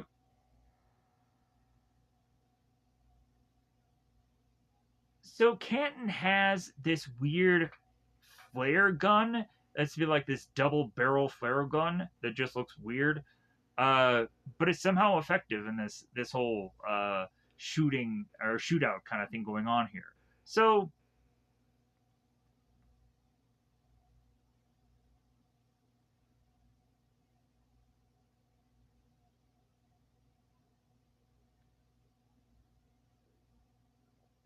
Trillian will not give in to Canton, and as she runs away from him, a flare goes off, and Trillian consistently just starts running away from Canton through the boat, and he keeps firing off these flares that just barely nick her, or barely hit her, or barely get near her, is what I meant to say.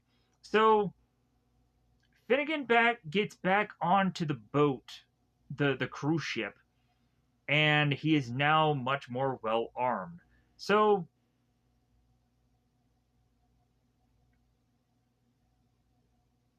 Canton meets up with Trillian as she's kind of looking all over the ship here, and then bumps right back into Canton. And as that happens, Finnegan appears and is blasting away at Canton, not to really hit him, but it's to just kind of scare him away. So there is at one point where Canton is to look all on his body and realize that he hasn't been hit yet. And then all of a sudden we get the shifting of the boat or the cruise ship, because we come to find that the real Oculus, the real monster, not the tentacles, finally the real big, huge, massive monster, the Kraken, is to kind of be revealed here. So it's making huge adjustments on this boat to finally reveal itself. Like we start to see a whole staircase kind of shift and slide. We see this middle piece of the room completely slide all the way to the other side, and then we see this big, huge, massive burst of this monster that looks very much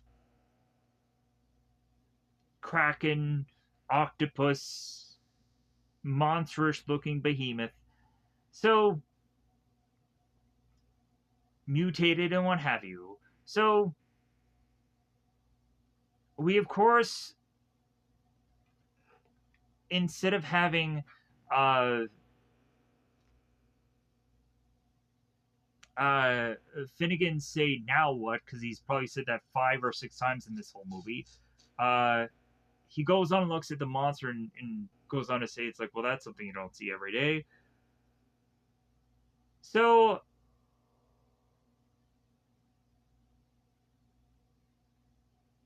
Finnegan tells Trillian to, yeah, it's time to go, get out of here. So Trillian starts to run off, and the monster grabs Finnegan.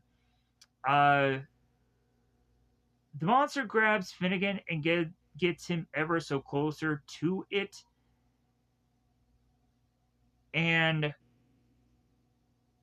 Finnegan asks the monster what exactly he's looking at and shoots him in the eye with his shotgun, and then starts blasting away the tentacle to where he falls, and then starts blasting away the tentacles that are trying to almost attack him. Uh, Finnegan tells Trillian to go to the cargo bay, and so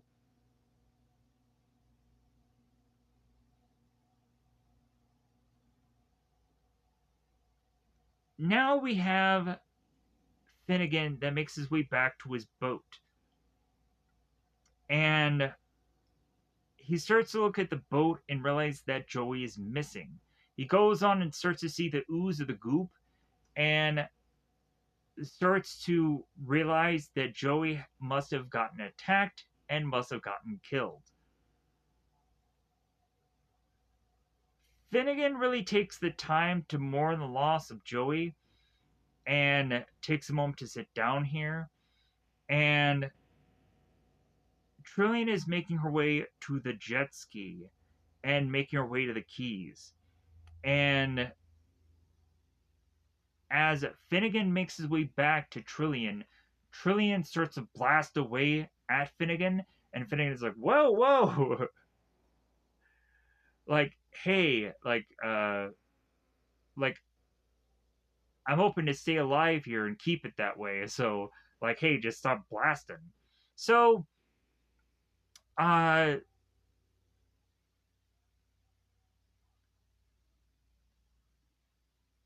so Trillian, Finnegan, they get on the jet ski as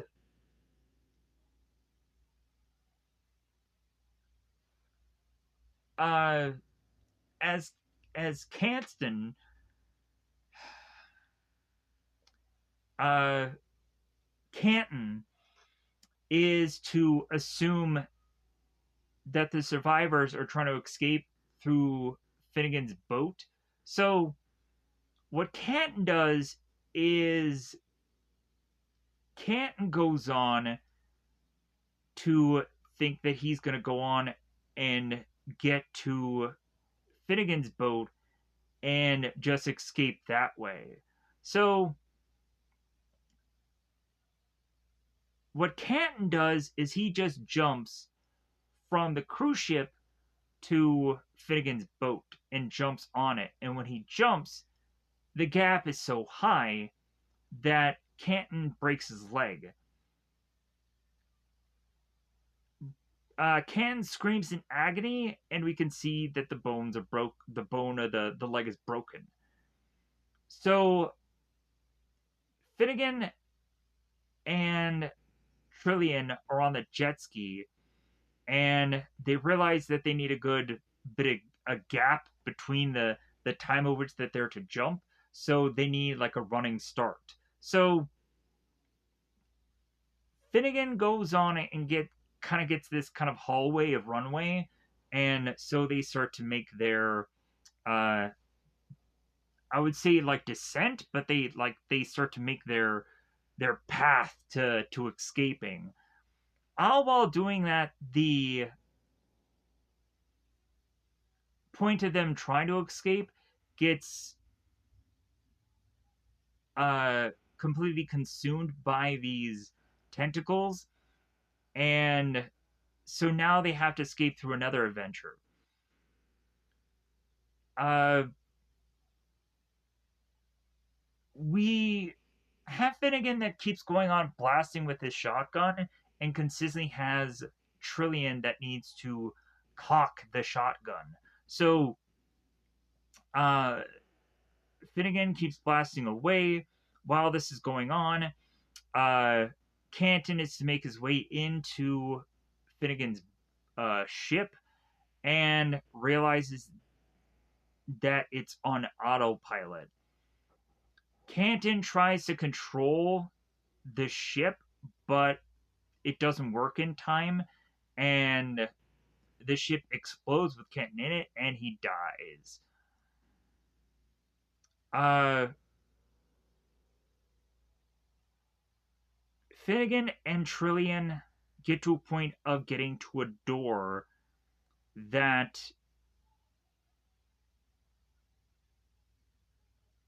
that that Finnegan needs to blast with a shotgun. After he goes on and blasts it with a shotgun, the door opens and there's an approximately warning and game over screen that appears in Finnegan's boat. Canton realizes that he's going to die here, and the jet ski is almost tipped over, and then Finnegan and Trillian are going on through the boat as now some of the jet skis to be on fire because they're kind of dodging these flames. They're having to force their way through parts of the boat that are on fire now as the explosions are starting to engulf the ship. Anything that I can just say here to kind of wrap this up? So, we finally get to a point where Finnegan and Trillian get to an opening in the boat to where they can thrust their way out of to finally escape as this boat completely explodes. We see the Octolus, the monster, the big behemoth that goes up in this fire and dies. So, and it kind of breaks into a bajillion pieces, basically saying that I guess there's not going to be a sequel to this movie, because of course it wouldn't. So, Finnegan and Trillian make their way onto the island, and Trillian goes on and finds a souvenir of a life preserver, a little kind of a donut thing that is just kind of be a floating device. It's like, well, hey, we have something to kind of remember our adventure by. So Finnegan is looking at the jet ski and realizing he's having issues with getting it going, and he wishes that Joey was there to help him. All of a sudden, out of the water, after both Trillian and both Finnegan have both kissed and talked about that beer and made that joke again. We then see Joey coming out of the water from this surfboard that Finnegan somehow had on the ship. So Finnegan is helping with Trillian, Joey out of the water as he's continuing to mention about his leg. So they help him out of the water, and so Joey mentions about how he was to have been attacked by one of the tentacles, but he got out just in time as he basically jumped out of the boat and just started swimming for his life. And somehow the surfboard saved him. So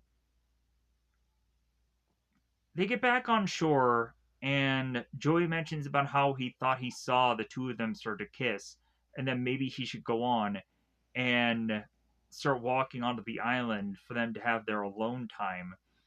And they keep saying Joey's name, and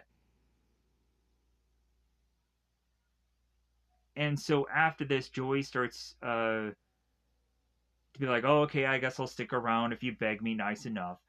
So Joey starts looking at the island and he says it looks like this place is nice enough, but all of a sudden we see some rumbling of the trees and the brush and the bushes, in the background, and we're probably going to see that this island is to probably have some significant monster that these people have to deal with. But again, this movie would not be definitely to be called Deep Rising because it would make a lot of sense. Um, we would have to go on and keep this whole idea of there being a water threat, but if there was to be a sequel, they would have to go on and just be doing a thing on land on this island, which I guess would be intriguing, but then would not go on and make a rational bit of sense to have it be a sequel. Plus, also, I guess we have to definitively assume that the survivors at the end of this are all going to be killed off anyways, so it kind of ruins the whole mood point of having a sequel anyways. Uh, Plus, also, I'm assuming the people that probably did the movie weren't thinking that there was going to be a sequel out of this. Uh, but who knows? Maybe they like. It's always strange to go on and think that some people go on and tell you, yeah, this was like a six movie deal or whatever. We were thinking that there was going to be a franchise out of this and da da da da da da. Yeah, like it's crazy to go on and find out like there were some movies that went absolutely nowhere, and you hear from the actors after the fact, it's like, oh yeah, we thought that this was going to be like a franchise, like we had all kinds of plans for the sequels, and the movie completely bombed, and yeah, like it just like it went nowhere. um or there's sometimes where like the movie still bombs, but it somehow has a fan base to where like given enough time it just makes sequels anyways. Because it just eventually has a fan base, kind of like Tremors. Like Tremors was to be a bomb in movie theaters, but somehow like VHS tapes and whatever, like that's what made the movie successful, was just rental fees and what have you. And so that what eventually is to have that movie have legs to where it had so many sequels that were to come after that, and ultimately probably bring back characters from the original film, and also like stuff like Kevin Bacon was to at some point be tagged in to a Tremors project, which still is to be a thing of question of whether or not that ever is going to actually happen or not, or like what is this reasoning or rationale for the starting and stopping of that. Maybe Kevin Bacon being too busy, don't know. Either way, uh Deep Rising, the whole breakdown of this movie was very rough just because of how exhausted and tired I was, but I just kept pushing on to do this review anyways. So that's my mistake. I regret that. I wish I should have just decided just to sleep and then review this later, but I'm just really trying to push these reviews out, even to my better judgment. Um, Plus, also, I was probably just in the back of my mind, just thinking that if I can just get this uploaded and just be finally done with it, that um, if anything, when I get up tomorrow, or when I get up when I finally get some sleep, then I can just push on to another project. Um, right after, so um, after this gets uploaded, then when I wake up, I can just get on into another project and get that done. So hopefully that happens. Um, Plus, also, if I did this one when I woke up, I probably would be severely tired to go on and try to get to the project that I wanted to accomplish on that other day. Um, or sometimes there's sometimes where if there's like a day where I've talked for a really long amount of time, it eventually like just destroys my voice or whatever. So that's what I was just kind of in the back of my mind. That's why I was just trying to like, hey, let's try to just push just to get this done. Um, but I apologize. about how eventually the breakdown of this kind of thing came out. Uh, Another thing when I'm tired, eventually kind of my brain goes a little bit also, where it's just kind of hard to just think of things and kind of what I'm going to say next. So again, that's the mistake I made for just trying to push myself. So I don't know. I need to still again make better choices, and this may not have been one of them.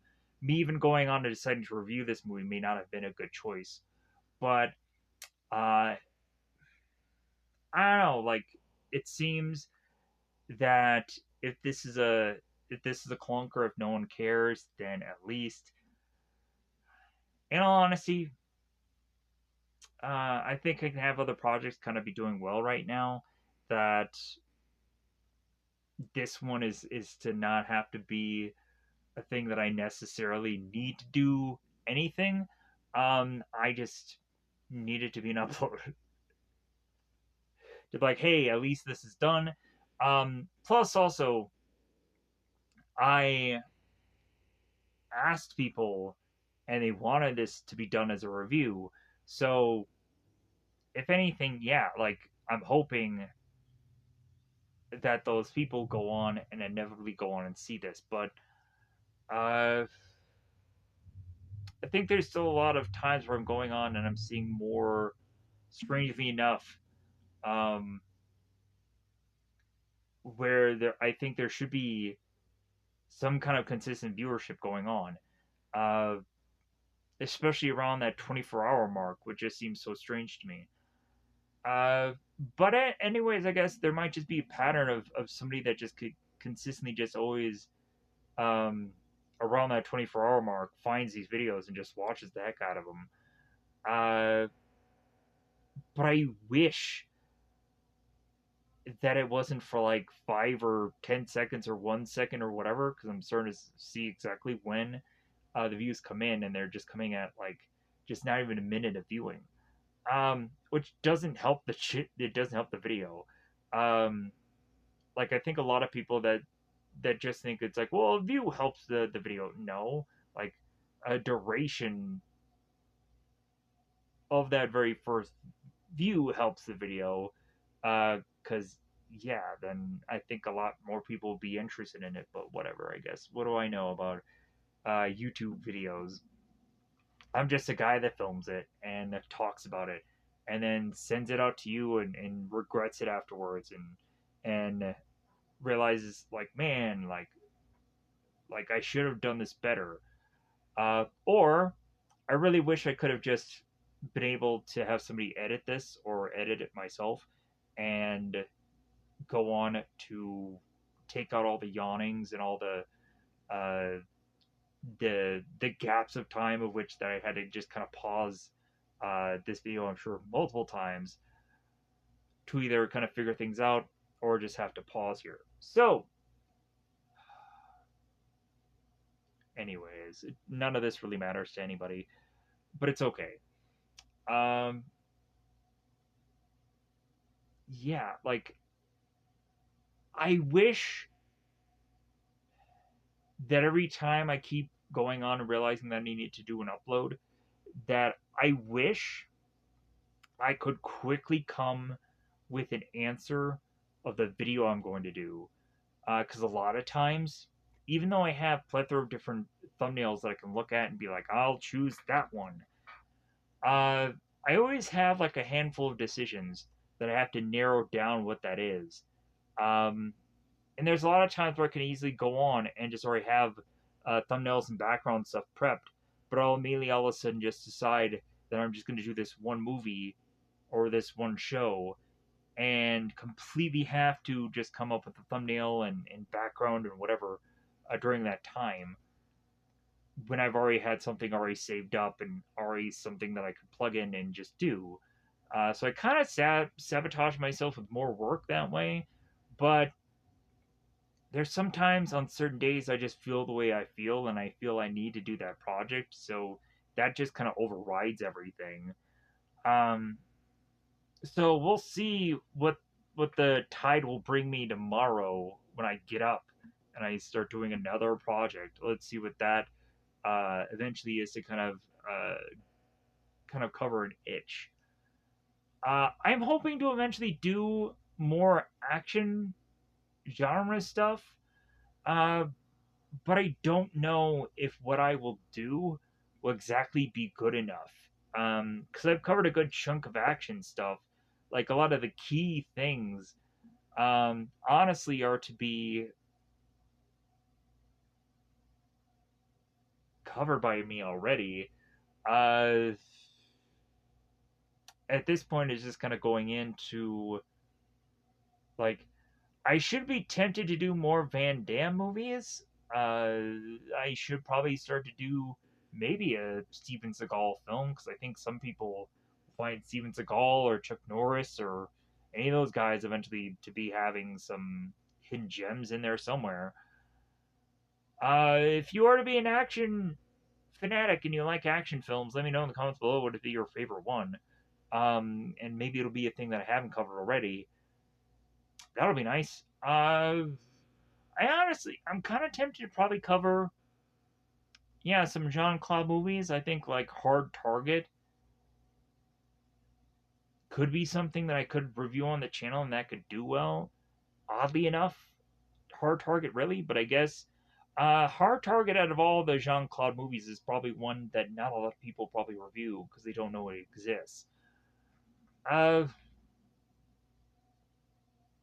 if anything, yeah, there is some kind of unique Jean Claude movies that I do enjoy. There's stuff like Desert Heat. There's Replicant. A lot of stuff that people probably did not be as much familiar with, but I can talk about because I know about them and I enjoy them. I could be tempted, like, there is always a thing about me where I'm like, kind of like, well, maybe at some point I should probably do like tier lists or ranked things because for some odd reason those videos do really well for some people.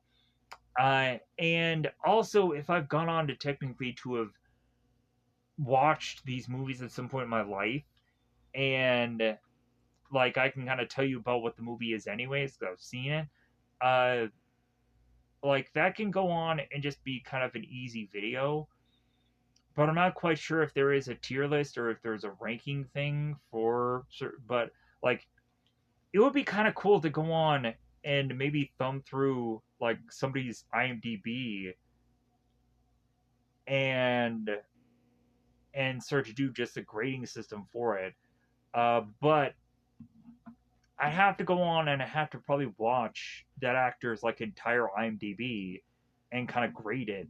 Uh, but that could be a future project that I'm kind of tempted in. Maybe I'll poll people and see if they'd be interested in that. Yeah, that could be a fun project. I don't know. Like, if anything, like maybe that could also get people interested in all the reviews that I've done of that one actor. I don't know. If anything, at least that could get a good chunk of stuff that I can see is popular. That could be pretty smart. Um, like stuff that I haven't covered on the channel, I could then see if by tagging it that it is popular, and that could be smart. Like that could be a yeah. I might as well go on and pull people to ask them if they want me to do something like this. I'm sure I'll probably get the response that I don't want, or I'll probably go on and have people uh, that I don't know, like I guess that would be a smart idea, but I don't know if people would really be interested in it. So I might get one person that votes on it, um, or no one votes on it. But hey, at least at this point, I am now, I think, up to date to almost every. poll that I've ever done, I've done every single thing I think that has been voted, and with the excluding maybe some of the anime stuff where I said I would do every single one of those, I've yet to do that. But uh, other than that, yeah, like all my bases have kind of been covered for everything that has been number one voted on things. So I'm happy that I've accomplished that. Um, Now I can kind of go on and decide to do new polls, which I think will be. I'm kind of tempted to just throw maybe an action movie poll out there to kind of see to kind of test the waters and see if people will be interested in certain reviews of like there was an Arnold movie that came out called Raw Deal that I'm kind of curious if people are going to be uh, caring about that. Uh, there could be some other just action movies that I could probably go on and just kind of see if people are going to be interested in. But also I'll just kind of go on and poll and see if I can get anybody's interest in some of the feature reviews that I haven't yet done a thumbnail for. So, with that said, I'm gonna get the heck out of here because I know this video is very long, anyways. Plus, also, if you could tell for the 30 times that I yawned through this review, because I made the mistake of just keep pushing anyways. Um, and then I get injured, or then I just start dozing off and falling asleep while doing a review. It's awful. So yeah, uh, but I and hope that these things will matter. I hope that people will care about these reviews, even though I'm yawning through them.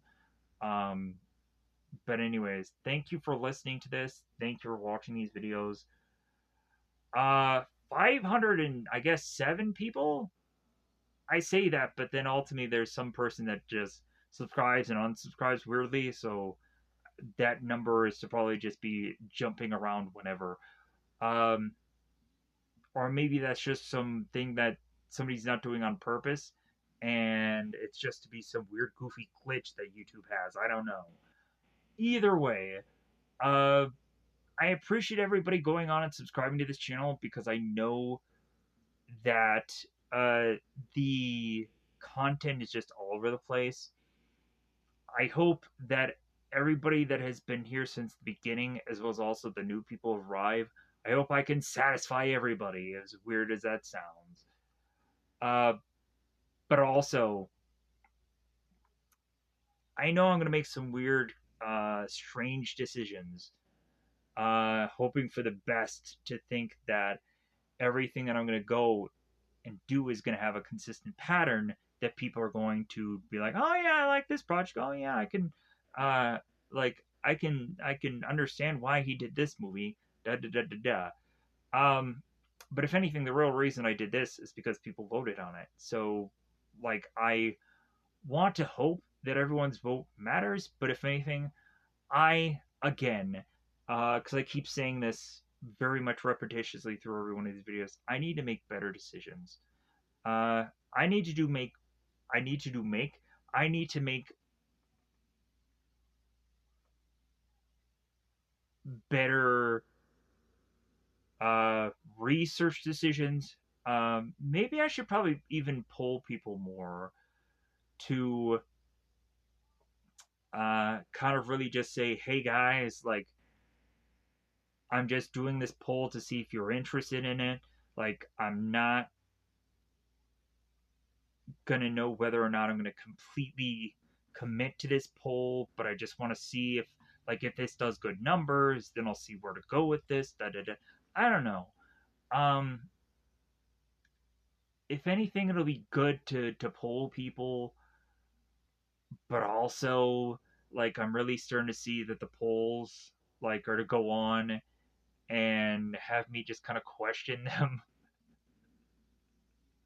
of like are people just wanting to have me do the shit movies or whatever. um like, has there been ones where it's been like a good one? Uh, like the Mighty Ducks one, I kind of figured a way to enjoy it, even though it was a weird cockamamie show. Uh, but there was so many people that there are so few people that voted on that. Like, I don't think that that show is an ultimate bad decision. Um, like, if anything, I didn't give people good enough decisions. So I guess basically they could probably say ultimately that like whatever decision could have been, it was bad. Um, I should get out of here. I should call this one a video so we can get some sleep. Uh, Here's hoping that I'm going to go on and find really good projects that people cannot just ignore. I hope for the best of that. If we want to talk about like dreams in the beginning of this whole movie, where the guy had a dream and like his dream was to be fulfilled, hopefully I can have a dream fulfilled that I find a diamond in the rough movie or show and it just does good numbers. I'm hoping that that could probably be Birds of Prey, the show. Uh, but also, there's a lot of like every time I'm thinking about doing another show, I'm thinking about all the other shows that I was going to say I was going to do or had plopped down on the channel and did good numbers, and I'm ignoring them. Um, it hurts that I've done that to people because some people could probably feel like they got clickbaited into the channel or is still hoping that at some point that um, their show is going to get a follow up or whatever. Like, uh, I'm hoping to still keep going into doing like all the stuff that I've committed to uh, that did well up into a certain point. Um, and Teen Wolf, I was mentioning, like, yeah, I'm going to keep going back to that. Um, Demon Slayer did really well. Like, there was a bunch of anime that did really well. And, like, look at all the things that I've been doing. Everything has been live action. I'm like, when am I going to get back to anime? When am I going to get to finishing up Prison School? Prison School is doing really well. Yeah, there's a lot of projects. It's good to have this problem.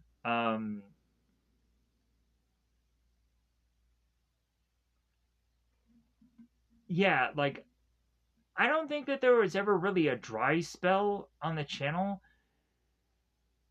but there were certain times where there was a lot of just crap movies to choose from up until a point where I needed to take a break to do better research to find better projects.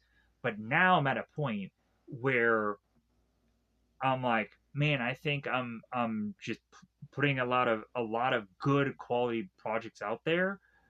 I just need people to just get behind it. I just need to find people um, that share the same interests that I have and like these films like I do, or probably have the same just kind of thoughts about it. I don't know.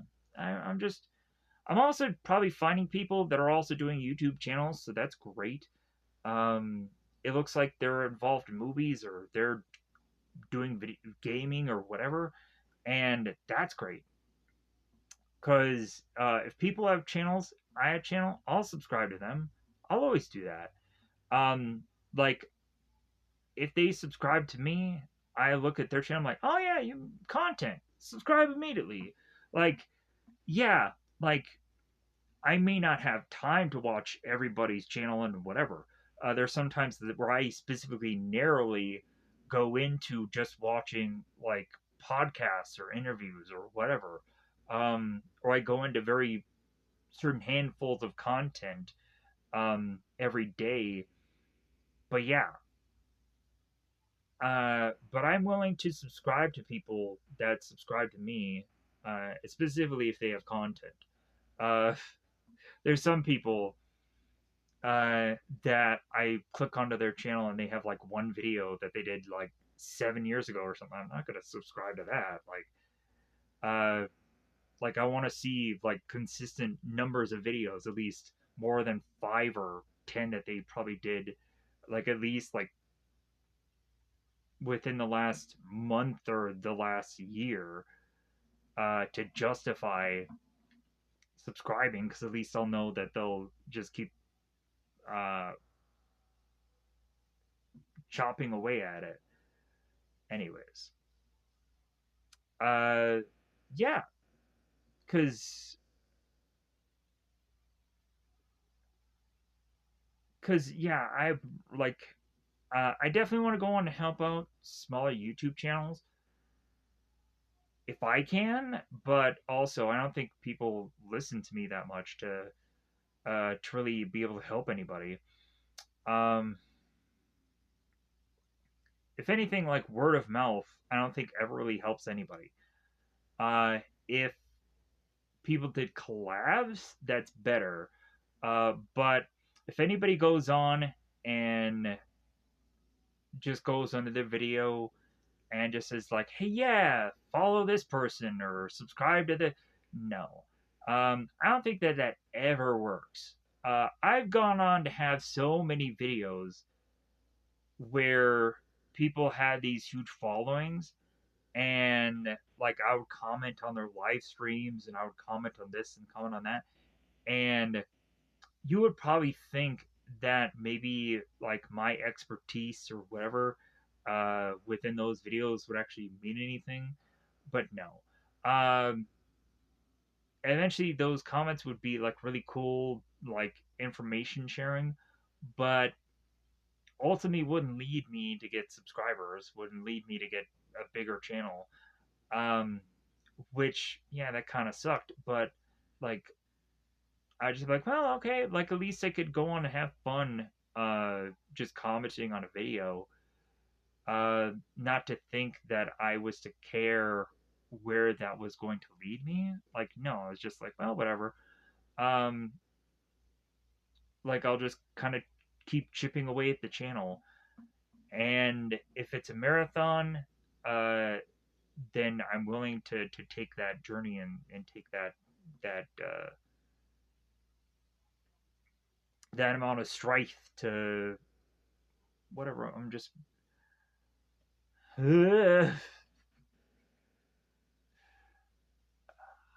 eventually I go on and I keep trying to jump off, but I always get to a point of continuing to rant and endlessly just spiral. So I hope everybody has a good day. Everybody goes on and eventually has their own YouTube channel, which I'm sure will overnight be a huge success and be way bigger than me. I have seen just random bits of channels that go onto my like recommendations or something, and I click into them, and it's kind of sad how in a way shorter time,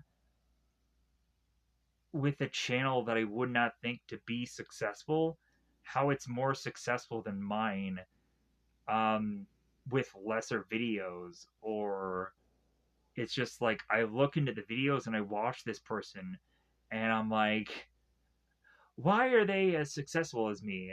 Why are they like, but like, and like they have more subscribers than me, but their view count is nowhere near mine. So it's just like, man, why did they get all the subscribers, but then like the views aren't there? My views are massive, but like the subscribers is just difficult to get. Um, I guess it's just the way. Uh, it could be any number of things. It's just the way I look. It's just the way the setup is. It's just uh, maybe I didn't insert enough money into this. But then again, um, there are people that go on YouTube and they say it's like, well, yeah, the only way I'm going to be able to be successful is if I blow $1 million on a setup, right? That's the only way I'm going to be able to go on and get people just flock to my channel, right? Is to blow $1 million on a huge setup and lavish thing and whatever, and a whole painted background uh, that I can flex and this and that. Like, when I started this YouTube channel off, after the fact, I regretted how much money I put into it because I'm like, man, I really should not have spent any of that money doing this because everything that I did was just kind of fruitless until I figured out what exactly I was going to do with the channel, which costed eventually no money. And then I was to just be like, well, like all I would have needed was like a better setup, um a better way of specifically doing these videos than what I'm really even doing now still. Um and then lighting, background, everything just kind of comes into